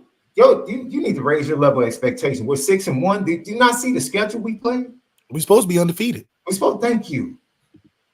What are we talking about? Marcus Freeman said they was listening to being undefeated in the beginning of the season. That's why we lost, because we was expecting ourselves to be undefeated till we played in IU. Are you impressed? Are you impressed being 6-1? Fair question. Roger, please tell me, everybody in the chat, are you impressed?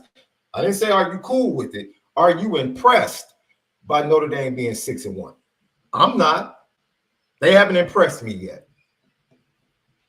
Hey, they haven't impressed college football standings either. No, they haven't. That's why we can't get in the top 10. No, they have not. I knew they had depth before the season. We talked about that. I knew they could deal with injuries and still win. I knew they could win without great quarterback play. Yep. Without great quarterback play, we knew they could win. I'm not impressed with them being 6-1 right now. We predicted that Notre Dame would win 11 to 12 games this year. The over-under in Vegas was 10.5. 10.5. What are we talking about, man? Let's do. It's time to go. And I believe this is not, because I believe once the youngsters start playing, the wide receivers are going to start picking up and recruiting, which is why I want to see them play this year, because I believe in Kenny Mitchell. I believe in CJ Carr. I want to watch some more film on Noah Grubb. I like his physical traits. I want to continue to watch film on Noah Grubb. I do. But they've changed the quarterback room. They've changed it. You can argue on both sides. Did they make the right decision as far as giving themselves a better chance to win in the playoffs by going to the portal? That's fine. That's absolutely fine. That's absolutely fine. I think there's fair arguments on both sides of that. Very fair. But come on, man. Nobody is sitting here saying, man, we 6-1. That was the expectation. I think everybody is waiting. I don't know how everybody else feels. We were super confident that they were going to beat Texas A&M. Matter of fact, we had people telling us, you guys are underselling Texas A&M. You guys are estimating Texas A&M. Notre Dame's a better roster and a better team. We told you Connor Wegman was questionable as a quarterback. I wasn't shocked that Notre Dame beat Texas A&M. Connor Wegman proved that he was questionable. He can't even start every game, which because it comes down to what are we making irresistible offers to recruits or not? That's either the absence of an offer, or we making an offer that's viable. We ain't making no offers to recruits that is valuable enough for them to say, I cannot say no to Notre Dame. Period. Man, you guys are great. Chat, you guys are absolutely, this is why I love Notre Dame fans, dude. You guys make the show fantastic. This was not the direction, but this is a fantastic conversation. I love the passion. It's absolutely phenomenal. Another super chat, left Jay Lamont. This is the only podcast I entertain. LL, keep it $1.50. I heard another podcast blame Free for the offense. I'm just saying. We didn't blame Marcus Freeman, but he has to own it as the head coach. No, he said he heard another podcast blame Freeman. I'm saying. I just want to make people understand we're not blaming him as if there are not nuances to everything that has happened. Freeman obviously has a hand and he can take a good portion of all the blame. But he knows that. He knows he has to wear certain things. Heck, he stood before the media and taking bullets for the program, for the administration. He knows. He had to read hostage letters at the podium. Yeah, this Not ransom letters. yeah. He's like, listen, I had to do this. I didn't do this good. He just didn't want to come. I don't know what happened. Something's wrong with the Don't budget. look nowhere else. Don't look nowhere else. It is what it is. I did all this effort, and he just didn't want to come. Left, we are fully aware of everything that Marcus Freeman has to deal with. We are fully aware, but we are going to hold him accountable for the things that he needs to be held accountable for. Absolutely. It just is what it is. That's just honest conversation. Another super chat from my good guy, Terrence Westbrook. I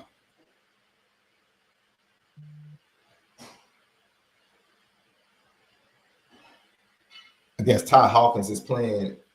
Oh, Ty Hawkins at IMG. They're playing East St. Louis tonight. IMG might take that L tonight.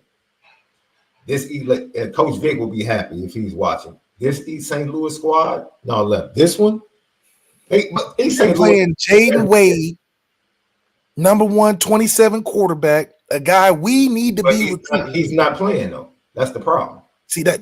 Listen, that's the problem. That's the quarterback we need to recruit. I was staying on the mountain. He's the number one player. I agree with you. You put me on him. He offered. I sent it up to administration. I said, "This the guy we need. He's 6'4". Did you email the right person? He's a young guy. You emailed the right person though. I got the right person for Notre Dame in the 27 class. He's got interest in Notre Dame. I talked to his people. They like, what Notre Dame doing? They recruiting Todd, but they need to be looking. I said, I know. I done sent him up the road to him. Wait a minute. Whoa. So, because see, people want to come at me about, the Ty Hawkins stuff. So you heard through the pipeline that his people know that Notre Dame had been tinkering around with Ty Hawkins. Is that what Absolutely. He said, why they not recruiting my guy? I said, you damn right. That's the one we need. All right, man. That's Malik Zaire. Another super chat. Terrence Westbrook. What's up, Sean? Oh, here it is. IMG plays East St. Louis and East St. Louis tonight. Hopefully get to see Nathaniel Owusu-Boateng and Ty Hawkins tonight. I just got a message from my dog, Owusu-Boateng. He said, when you going to be back at school, he's going to be there for the Florida State game. Jeremiah? Or I said, oh, you going up there? I need to be up there. That's right. Okay. You still showing still? He's going to be there for Florida State? He's going to be there at Florida State. All right. I'm going to be there too. How about that? If you ask him when I'm going to be there, I'm going to be there when you be there. How about that?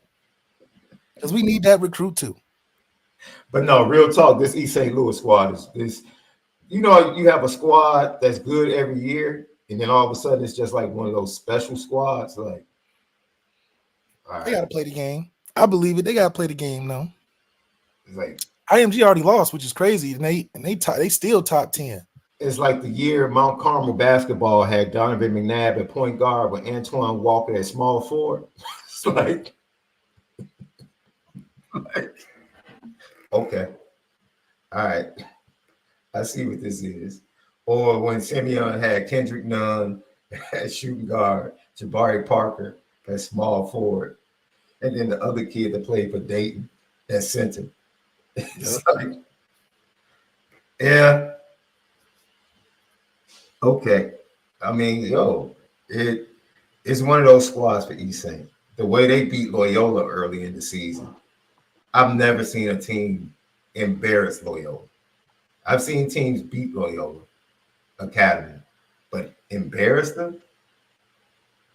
It was very impressive. And we're waiting for Notre Dame to have, what's Notre Dame's most impressive win to you this year, Left? Like the win that made you say, man, that was pretty impressive.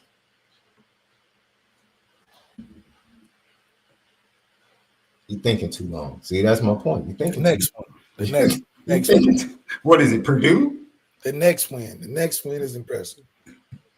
Mitchell Evans, happy to be back in the game plan. Happy to be back making plays. This is what he had to say. It was fun, getting hit then rather than like blocking and delivering a blow. It's different, especially I don't know if you saw the onside kick. Whether it was a design play to me, getting the ball still indirectly. It was fun. We ran a couple of screen to me. and then just the ball kind of found my way in certain looks, and it was good. It felt good to be out there, running and catching. So.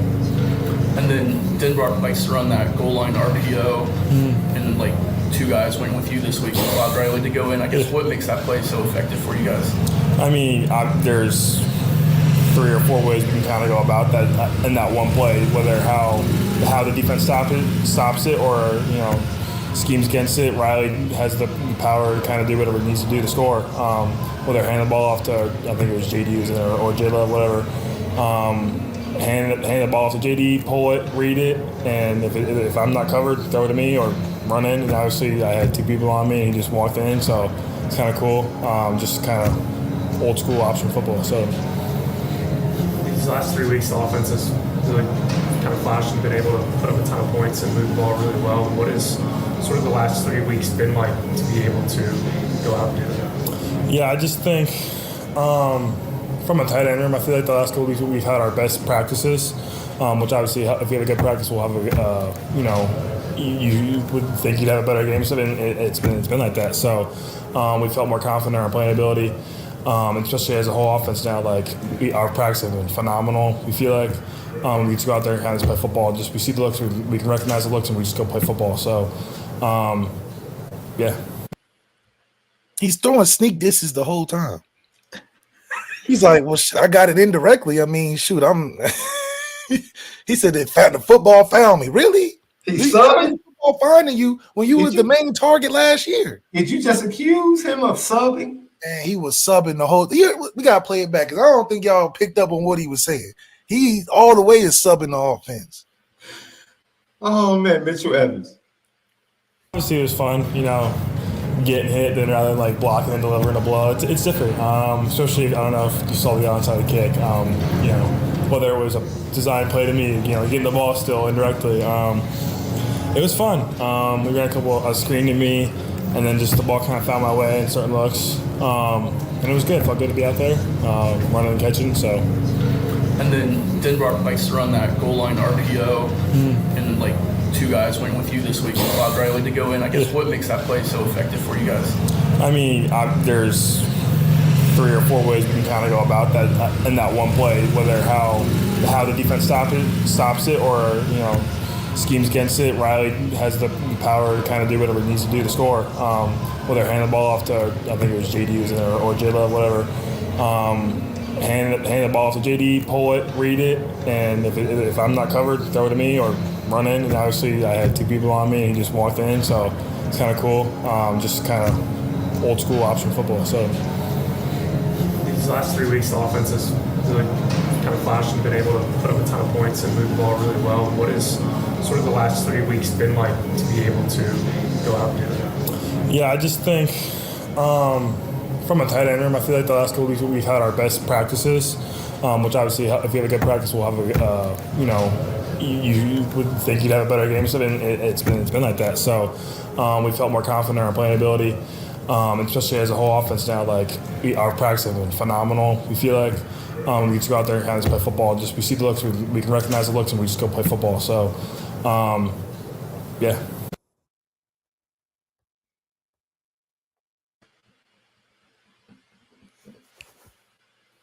You can tell that he's like, this is not the season that I was expecting. How somehow the practices after the bye week, he said, well, we finally started practice. Maybe he finally started getting the ball weeks after the bye week. He said, I was used to blocking. I wasn't real familiar with it. Now I'm hitting more. I'm trying to get my hands on the football. I don't know if you saw it, but indirectly I got the ball on the onside kick. First thing he says about receiving the football, talking about the screen, not a route. So you can tell that, I mean, we've seen him be frustrated on the field, not getting the football. So it's an unusual season for our tight ends. I don't think this is the season he envisioned coming back to. At the same time, he's very professional in his meet, but he was throwing subs. He was throwing subs to the trained ear. But at the end of the day, it just shows you that this is a unit that's not used to not being treated at the top of the food chain. And when they're not getting treated at the top of the food chain, who is? Because it ain't the receivers either. So it's something to think about. And I think that is crazy because Denbrock is the tight end guy. So if he can't even get the ball to the guys that he's known for, which is the tight end room, you can tell it's been a frustrating year putting together offense around one guy who's unfamiliar to the history, who's unfamiliar to what goes on at Notre Dame, who's taking it all in as it comes. And it's that's why we're not impressed. His interview is why we're not impressed with what's going on the Notre Dame offense. He embodies the non-impressed version of what we're putting on the field. And he said it's getting better. Is it? Is it? Is it getting better? Or it's just a different version of the same thing? Another super chat from Terrence Westbrook. I don't know why Notre Dame did not recruit DRAYK Hill, kid from Althoff, Illinois, left. He's going to Oregon. Best running back in the state of Illinois, and let him get to Oregon. Yeah. Oregon always gets – Oregon has come and got running backs from the Chicago, Illinois area over the last decade consistently. It's a pipeline almost. Bucky Brooks just left there, went to the NFL. Not Bucky Brooks, but Bucky Irvin. I'm sorry. That's what they do. That's a pipeline, man. And I don't think he would have come to Notre Dame. Right? But then, St. Louis has become, shout out to Kyron once again for putting in work last night. St. Louis has become the pipeline for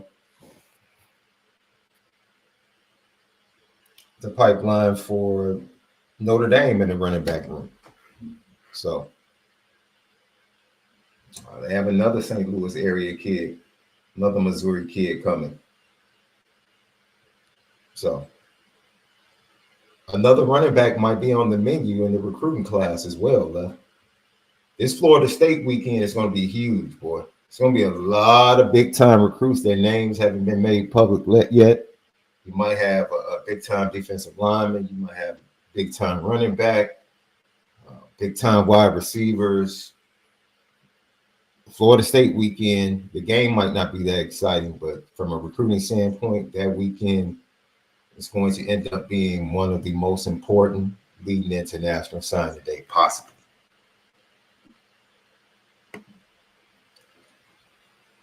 Jadarian Price. I love this kid. Talking about the running backs and the offense. Ever since Coach McCullough got here, he told us to trust him and trust the process, and we truly do trust him and trust the process. You look at his resume, what he's done at USC, in the Chiefs, guys just trusting the process. You're going to get yours eventually, but, at the end of the day, it's all for team glory, so that's all we care about. And then the jump cut is something that's in your bag that you routinely go to. I guess, was that something natural, or did you kind of have to work to add that? Yeah, funny enough, a couple of my teammates are like, JD, you don't even cut. You just, somehow shift to the opposite gap. So I thought that was funny. But, yeah, I think it's just muscle memory, just working on my game and, getting a lot of full speed reps and just translating that to the game. Did you hear the messaging? You'll get the ball eventually. That's what recruits are thinking. If I come here, I'll get it eventually.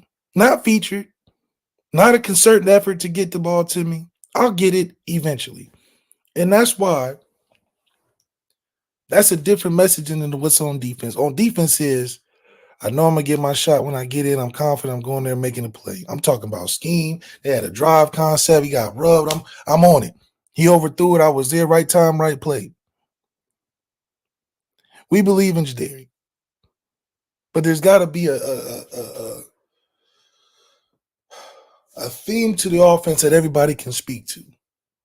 Every offensive guy is going up there and talking about individual efforts, and maybe it comes around, maybe it doesn't, and being a role player. And these are all the unattractive things we talked about the offense not having, which is why you don't see the recruits flying off the shelves, right? So I believe that we still have a good enough team to get things done. We just got to change the mindset in which we think about our offense and how we carry it out.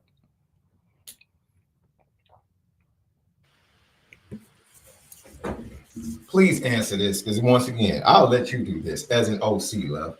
This excuse right here, I think it's an excuse. Roger, man, Roger's always locked in with us. We appreciate it. He said a new OC doesn't cater to tight ends like previous OCs. He's literally the same OC that was here that did cater to tight ends. Like this is what I'm talking about, left. Like, no one wants to just flat out say what the reasoning is. Mitchell Evans is not frustrated because of Mike Denbrock. I guarantee you that. I guarantee you his frustration. He probably stayed because Mike Denbrock was coming. Because he saw his track record. Denbrock literally told you, we have to use the guys around Riley to raise Riley up, not vice versa. He told you early on, he is who he is. And that we have to find out how to use everybody around him to raise Riley up.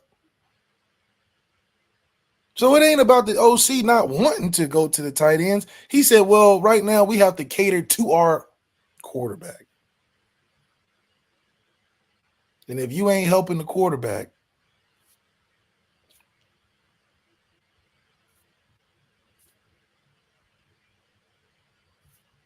what do you expect? This is the guy that left Notre Dame after having first-round tight ends, consistent tight ends going to the league, the tight end position coach himself. So it's not nothing that they don't want to do. It's what they have to do to win games. That's what Denbrock told you. He said we're going to have to figure out what he's good at and cater to that. This, like you said, Sean, this is not Mike Denbrock's true offense. This ain't what Mike Denbrock does. You didn't just see him have 4,500 yards of Heisman and 2 first-round receivers. That's what he does. And just 365 days later, this is not what he just came from. So we gotta be honest about this. No, please. We just want to make excuses, bro. OC can't be the excuse. Sorry. OC can't be the excuse, bro.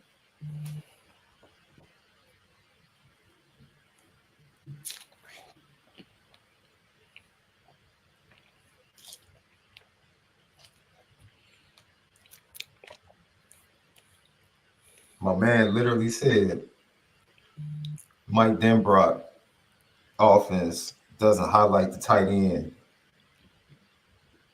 And that's all he did when he was here as the offensive coordinator with Brian Kelly. I can't, man. I can't. At some point, you want to hear what the players are saying or what the coaches have been saying. Heck, what Riley Leonard has been saying. Like, don't even look at LSU.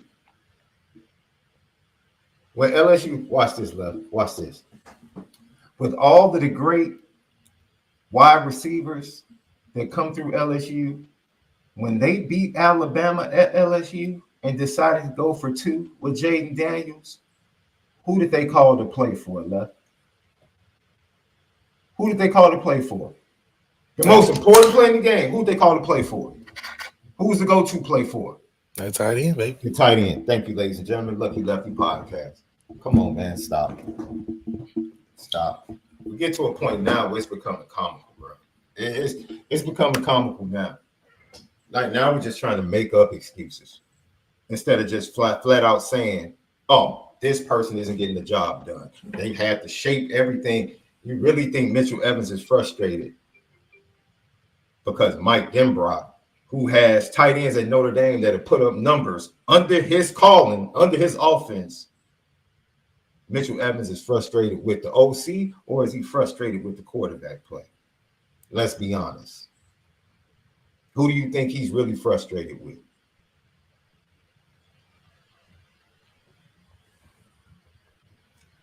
Yeah, this is comical, bro. It's comical.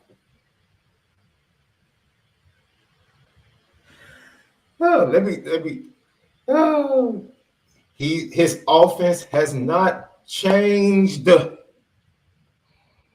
He ran the same offense when he went to Cincinnati.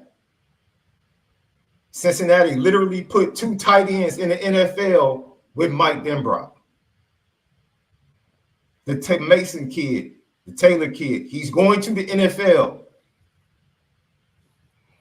from LSU. Before Mason Taylor, name me the tight end for LSU this year, other than him that's catching passes. You can say cap all you want to. You haven't stated one fact. You keep saying the same thing. 3 OCs. Offensive coordinator. Offensive coordinator is your excuse for everything, bro. Everything. And it's a lame excuse. It's lame. It's your excuse for the offense regressing. It's your excuse for the quarterback play regressing. It's your excuse for everything.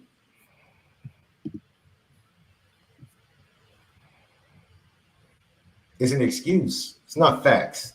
It's an excuse. It's an excuse. Because either you think Mike Denbrock is a good offensive coordinator or he's not. So let me ask you a question. If he brought Garrett Nussmeier with him when he came to Notre Dame, how would the Notre Dame offense look? Since it's all about the OC, how would the offense look, Lefty? Same way.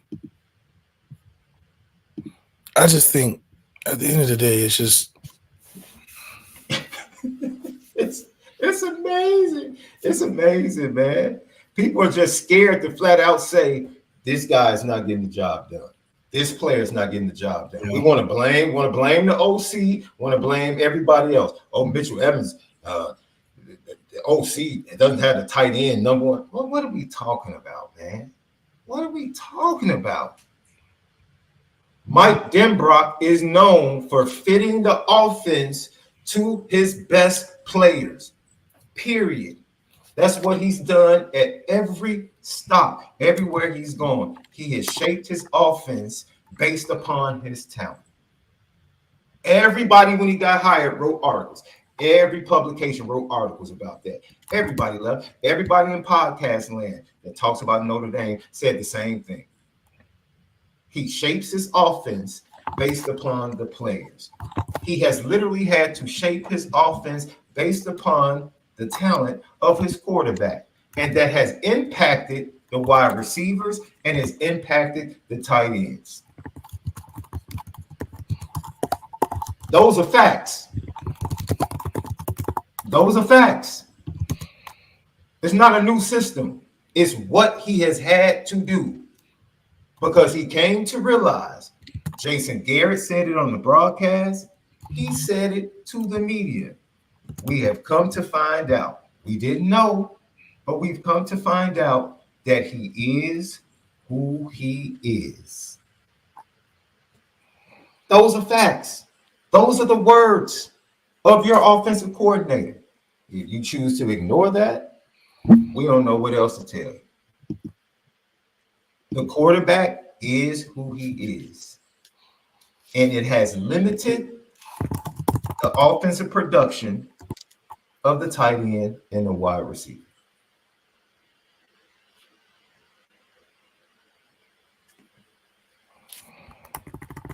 Those are facts. The standard, love, this is going to make you feel even better. Listen to this. A&M opening week, I think we've developed as an offense. We've improved a lot. And we, as players, feel that way, and I'm sure the coaches feel the same way, and we're continuing to find our identity. I think we found out in the past couple weeks. We'll continue to get better. So. Chemistry in the running back, it seems like it's always been pretty strong, like you said, with McCullough. He posted that same video after every game about, the staple. Just talk about the camaraderie there, man, and I guess with the players, not even McCullough included. Yeah, not many people know we spend Thursday nights together, getting haircuts, eating pizza, or just the other day we went out to eat all together. It's just, we're a pretty close-knit group, and I think, we're closer than than the group was 2 years ago, and that just shows you,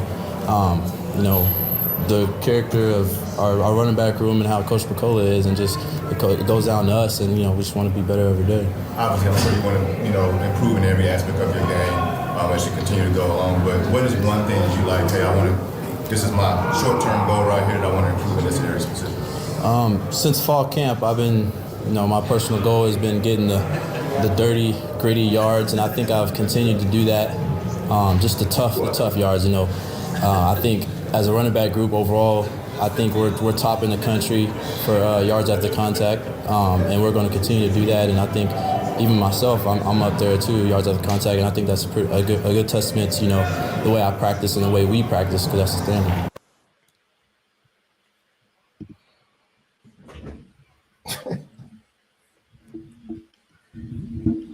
Hearing them talk, Left, is amazing.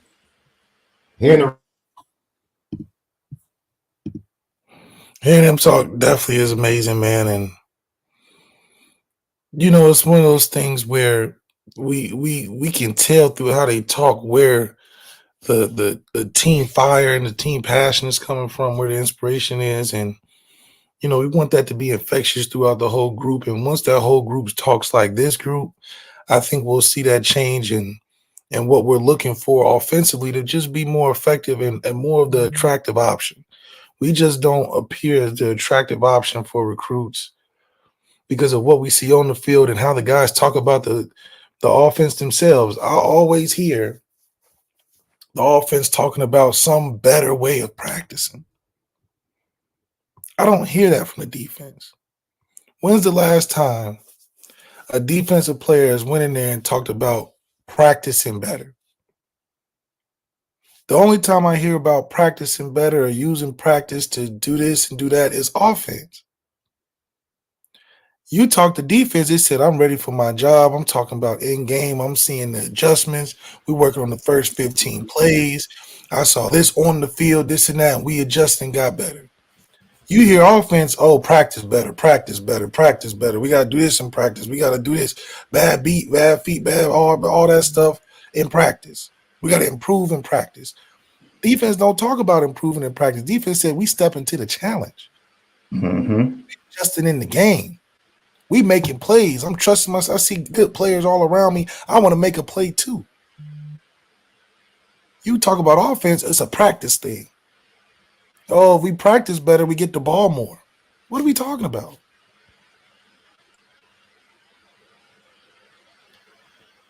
So it's frustrating, man. So it's even frustrating. I'm done with it, right? Because this right here almost took me. You don't get it. Denbrock is not the issues. Players adjusting. Players are adjusting to what?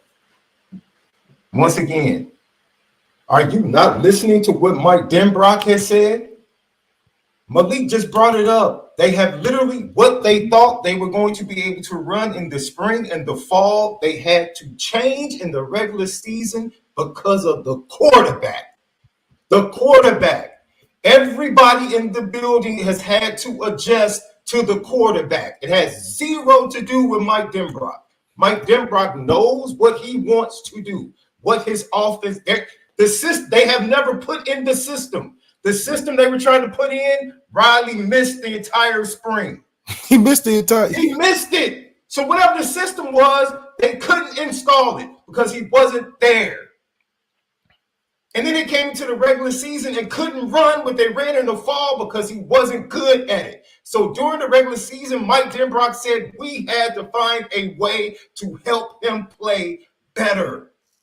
That's not system. That's trying to figure out how to make the player better because he can't run my system.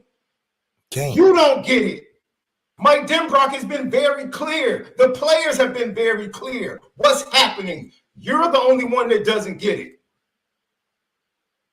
The players and Mike Denbrock have a system that they want to run. The quarterback can't run it. He can't. Half of it is because he's missed all this time. It is what it is. It's not what you said. You said the players are adjusting to a new system. No, they're adjusting to poor Riley Leonard play. Not adjusting to a system. They're adjusting to poor quarterback play. Period. That's not taking time. That takes better players. Takes a better player. You get a better quarterback, the passing game will automatically be better. Don't take time to hit open receivers. Cam Ward is not in post game talking about the receiver's been open. I just chose not to throw the ball. Where do they do that at? That's a system. Where they do that at? It takes time to see open receivers and then decide to throw it. What are we talking about?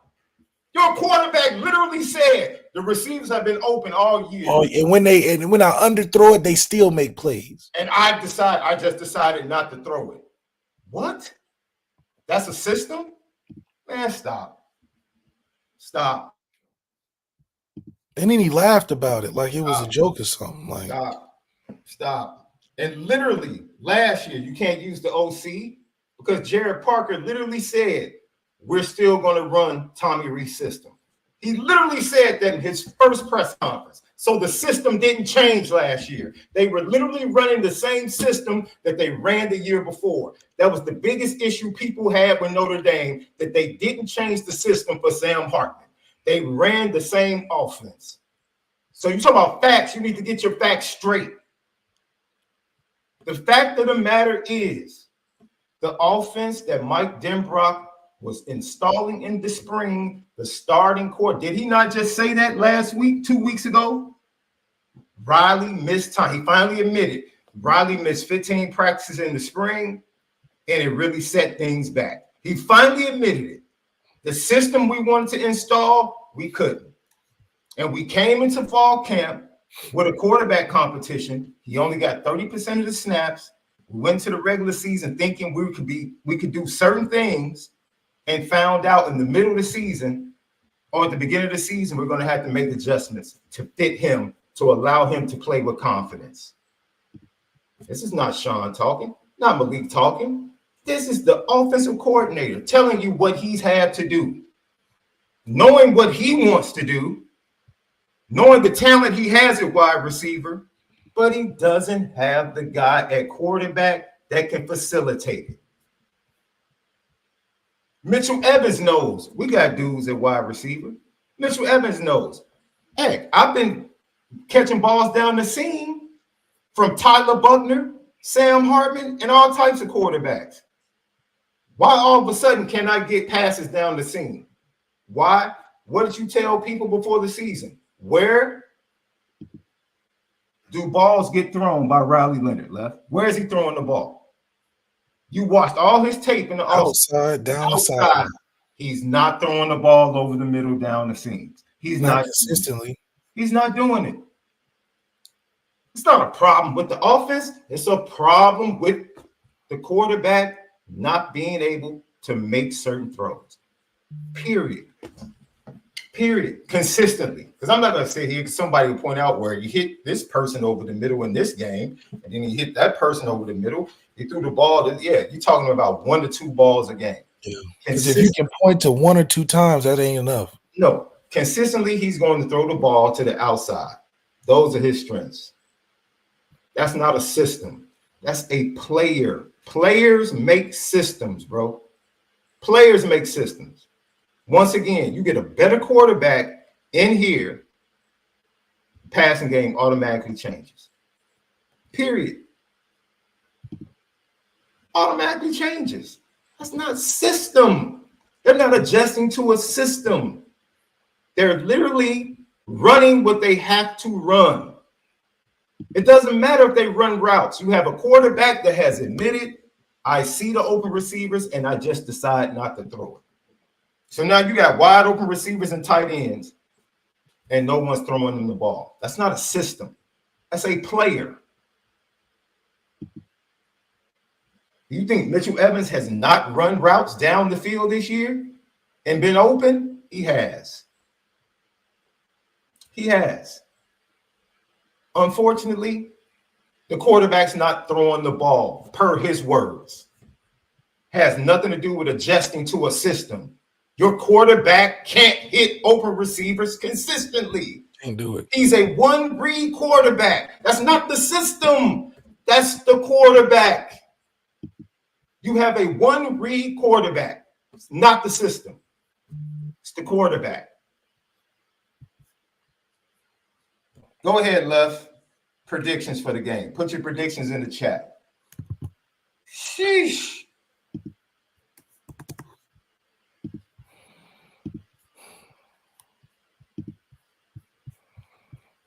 Chat has been amazing today, Lef. That's right. It has Chat has been amazing today. Great conversation. Amazing conversations on both sides. You feeling a blowout in this one, Lef? Yeah, I am actually. I was getting the vibe that you were leaning that way, Lef. I really was. It should be a blowout for their sake. Yeah. For their sake. And I think a lot of it is coming because, you know, in a situation like this where the expectations are this should be a closer game than it should be, we should rise above those expectations. And in doing that, we need to be making an impressive statement in the college football landscape because everything else that we're doing isn't getting it done. So I think this deserves to be a blowout. It should be a blowout. And I think that we can accomplish that provided we just take the right necessary steps to get it done.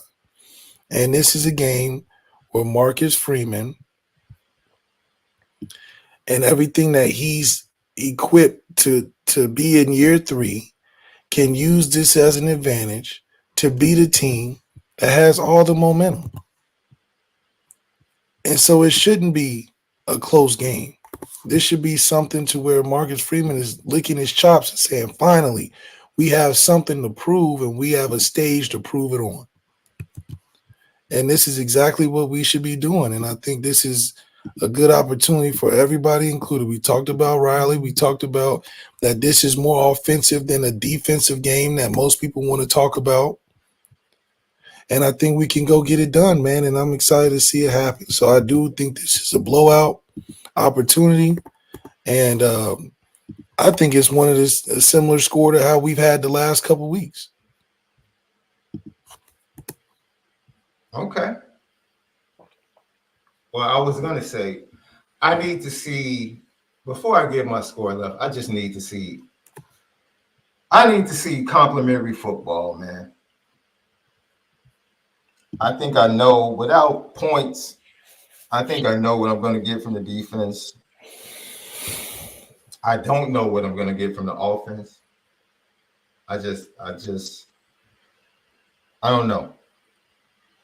I don't know. But I can't have an offense get opportunities given to them by their head coach on 4th downs, trick plays, special team, getting them extra possessions, and then coming up empty with the extra possessions. I can't see that this week. I can't see it. I cannot see it. I cannot see that this week. I can't, man. I can't. You have a Navy defense that's giving away points. Not good. They are giving up. They are averaging. They have given up 400 yards per game defensively this year, ladies and gentlemen. Against teams that aren't even, or what? What are these teams they're playing? You know, not even. If Notre Dame puts up over 400 yards of offense, this game should not even be close. And that's what Navy gives up on. That's what Navy gives up. If we just give the average, if we just get what Navy is giving to people, it shouldn't be close. That's why it should be a blowout. If Navy's going to voluntarily give you 400 plus yards on average, if we get anything close to that, we have a top 10 defense. So if you're giving away 400 yards against Eastern Carolina, against Charlotte, Memphis, if we can get the average they're giving up before we walk into the game, this should be a blowout. Memphis is the best team they face. Put your numbers in the chat. Left, put your scores in the chat so we can post them. This should be a 47-21 game at best. That's your score? 47-21. 47-21. They're giving away 400 plus. I mean, come on now. Notre Dame has every score and prediction I've given for Notre Dame, because you know what I do. I look at the average that the team has, and I just subtract 10 points off the top. That's right. Notre Dame is going to hold you on 10 points under. Minimum, they're going to hold you 10 points under your average. Navy is averaging 40 points. Navy's not getting close to 40 points. If Navy scores 40 points tomorrow, boy, that's going to be a heck of a post-game show. I can tell you that. I can tell you that. It's going to be a lot of things that need answering. A lot of questions if Navy scores 40 points tomorrow.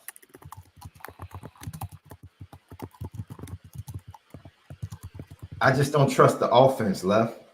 I want to go 45-20, 45-17. I don't trust the offense. I just don't. I can't. Based upon what? I can't. They should have had 45 last week. Easily. But I'm going to go ahead and say it, man. Notre Dame 41. Navy 20. Navy gets to the 20s late with a late touchdown. 41-20.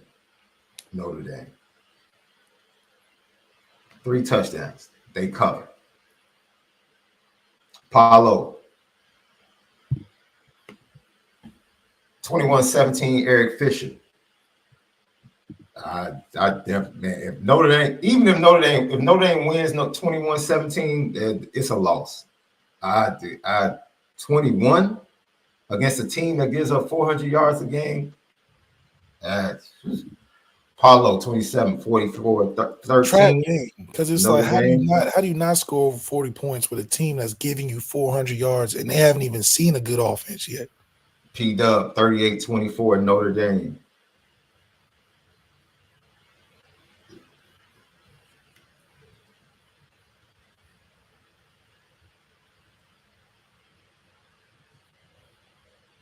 Terrence Westbrook, 42-10, Notre Dame.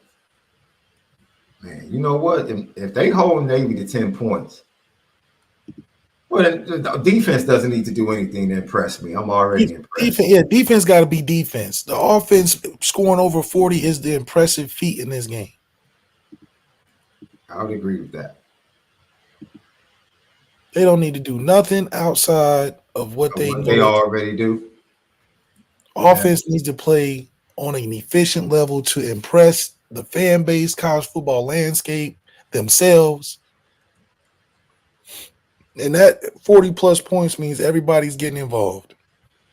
Royal Fingers, 45-17, Notre Dame. Roderick Blackman, 41-14, Notre Dame. P-Dub says defense scores 2 touchdowns. Everybody getting involved. That's all I mean. Eric Fisher, traditionally, you're right. They do play down the competition. Really, Northern Illinois is the only evidence of that this year. They didn't play down to Purdue. Didn't play down to Stanford. They didn't play down to Stanford. So we'll see. Irish Steel, 47-7. Ooh. Now, see, that's the type of win that I think will make the pollsters say, okay, now you're doing something. Now you're saying something.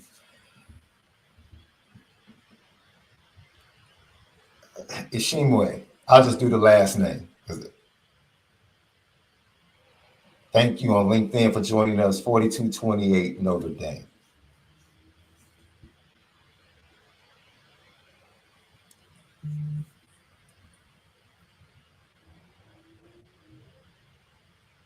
Did they play down to Miami of Ohio?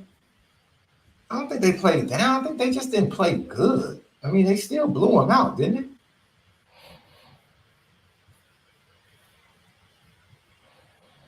I don't think they played down to Miami. I think they just played sloppy. Like I said, they just been playing B- just B- football, and they're just good enough. Notre Dame's just good enough talent-wise. If they play B- football, they're going to beat teams by double digits.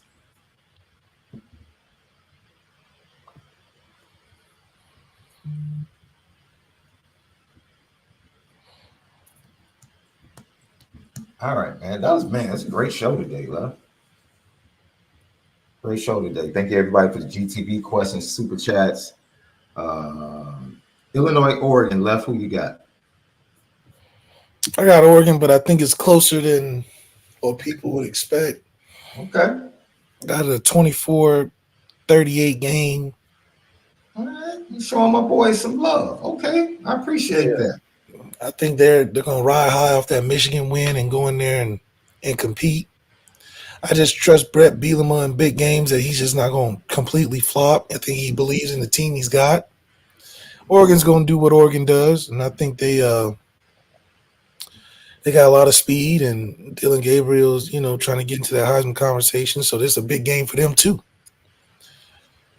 So, they playing at home, which gives them that edge, in my opinion, but hey, any crazier things have happened.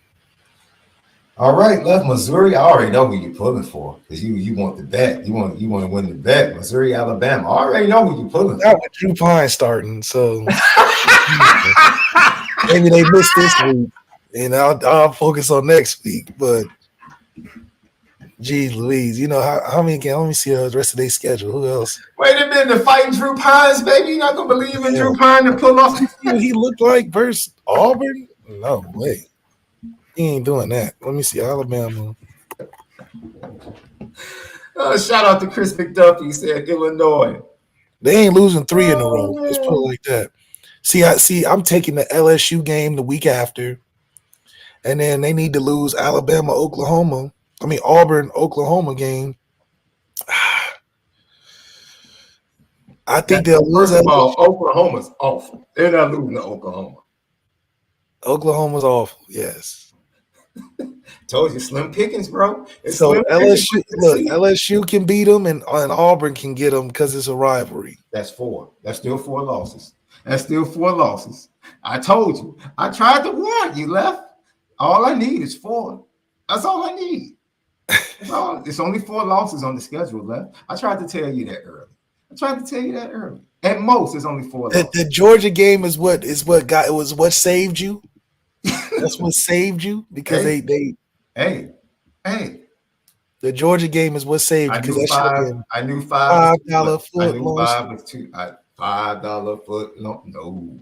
The Georgia game saved you, but I still got them losing them Auburn. I got them losing to LSU. So, Texas and Vanderbilt. I would love nothing more than Vanderbilt to double down on Texas. That'll be one of their best seasons ever. They beat Texas. It's their best season ever. No Isaiah Ford this week. I mean, yes. Isaiah Bond. I mean. Don't matter. They he said don't matter. Texas ain't going I think they're gonna rally behind losing that game. And I don't think Texas is gonna see a defensive line like they did against Georgia. So they got a lot to prove. Quinn Ewers probably wants to play a lot better than he did, so it's going to be a good win for Texas. Even though Vanderbilt won't be taking pictures and stuff, they won't be taking pictures before. No, I think they're going to come out with a very, very strong seriousness. But then again, that's an emotional loss they had. So, I think it's close, but I do think Texas will win. I got it 35-21 Texas. My sneaky game to watch, BYU on the road against UCF. UCF should have beaten Iowa State on the road. Most definitely. Colorado dominated them at home. Yeah, they had no chance against Colorado. They don't have a UCF is a dangerous team. It's a dangerous team. I think BYU, they need to watch it. This is my sneaky pick of the week right here. UCF over BYU. BYU's going to run out of steam, in my opinion. I don't think they're meant to really take it that far. I think they've surprised themselves how far they've gotten this year. So, yeah,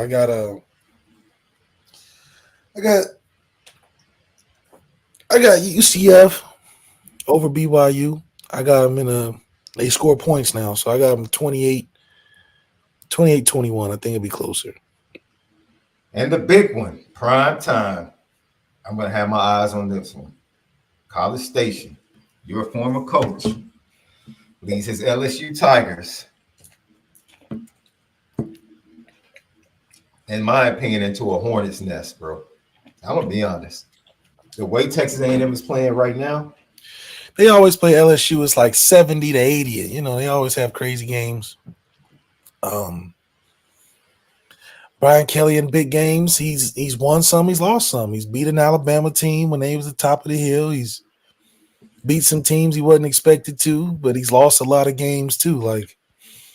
But you know, Brian Kelly's gonna Brian Kelly. I got my dog BK, man. I think he's gonna get it done versus his protege against his coaching tree in Elko.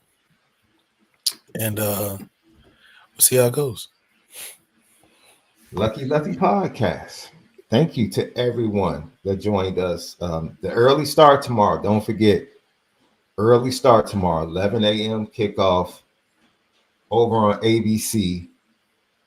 That's 11 a.m. Central Standard Time, noon Eastern. Man, Left, it's going to be an early morning for you out there on the wet left coast, boy. 6 a.m. start, yeah. It's not 6 a.m. What's at 9 a.m. for you, right? Can't kick off 9 a.m. Is it 9 a.m. Eastern? The game? No, it's noon Eastern. Oh, okay. Yeah, it's 9. Yeah, you're right.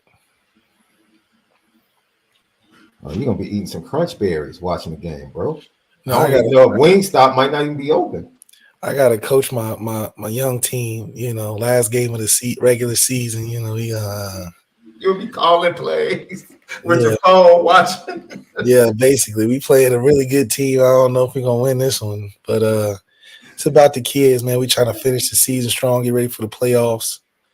But we playing the best team in the league, and we're the worst team in the league. So we'll see how it goes. Oh man, hey, you were the best one for the job, though, man. That's right. We at least got it way better. The parents are happier. You know, we teaching the kids something. But who's responsible for the treats and the snacks, though? Oh, we got 2 team moms. They're fantastic. Yeah. We got the oranges we got the cuties at halftime. We got the snack bags at the end. You know, it's a good ran program. It's just we gotta get some talent in there. We got talent. They all baseball players and first year football players, and they flag, and so they trying to realize the physicality of actual football. And we look the part though. Okay, step off the bus looking the part. We just got to get a little tougher. You know, we working through that. But next year we're gonna be good. They stick together. We get a full off season. We're gonna be all right. And then you just filter them right into the high school. Filter right to the high school. High school, we got a good game. We play the best team in Arizona this week. High school wise, they got a couple. We had this year. It's not Chaparral this year. No, it's Liberty. Okay. But they got some major injuries, so we think we can sneak us a win. Not sneak us a win, but we think we can get us a win. And we win 2 of the last 3. We in the playoffs and a good seed too. So okay. We've had the toughest schedule in Arizona as a 4A school. We've had the toughest 6A schedule. So it's like, how does that work out? We're a 4A school with the toughest schedule in Arizona for even 6A. So all we got to do is win 2 games and we in there. So, you know, we're trying to finish this season strong. There's going to be a lot of good football going on. And LA is crazy. You got the Dodgers, Yankees. You got Mater Dei versus Bosco. You got that's right. The Lakers versus who they playing? Phoenix tonight. Phoenix. LA is hot today for games. Hell, all weekend. Who you got? Who you pulling? Who you got in the World Series, bro? I'm still. You're gonna watch, right? Yeah, I'm gonna watch, but I ain't got no favorites. You know, I like Mookie Betts. He on the Dodgers, right? So they got Shohei Ohtani and Mookie Betts. Mookie Betts a credible athlete, so I probably got the Dodgers in the first one. Tickets are $1,300 for the nosebleeds. Yes, sir. Cheaper than in New York, which is it's Yankee Dodgers, bro. It's Yankees Dodgers. Yeah, crazy. It's Yankees Dodgers. Late entry, Zach Feast, 56-14. 56-14. I'm going with the Dodgers in 6. I know the pitching issues that the Dodgers have. I would give the edge to the Yankees, starting pitching wise. However, the Dodgers lineup, it doesn't matter. Freddie Freeman was out, didn't matter. Doesn't matter who's pitching, they scored. They faced a tough starting pitching staff in San Diego in the divisional round. They scored and put up runs. I think this team is on a mission, bro. I think this team is on a mission. I really do. I think Dodgers in 6. I think it's going to be an epic series. I think we're going to have some epic moments. I think Aaron Judge is going to have a moment. I think Ohtani is going to have a moment. I think Juan Soto is going to have a moment. I think all of the big Mookie Betts is going to have a moment. But the Dodgers do. Freddie Freeman is going to have a moment. Smith is going to have a moment. Taylor's going to have a moment for the Dodgers. Kiki is going to – the Dodgers just have more guys, bro. Like, the pitching is on the Yankee side, but it's basically Stanton, Soto, Judge. The Dodgers have 8, 9 people offensively, bro. That's why the offense is so good. They just keep coming at you in waves. I didn't even mention Max Muncy. They just – and Teoscar Hernandez. The Dodgers just have too much, man, offensively, in my opinion. So I'm going to go Dodgers in 6. But Aaron Judge hits well. He's a California kid, and the 2 teams he hits best against are the Giants and the Dodgers. So Aaron Judge could break out of this playoff slump and have a monster series because he hits the best when he goes back home to California against those 2 teams. So those are some interesting storylines to watch out for. Yeah.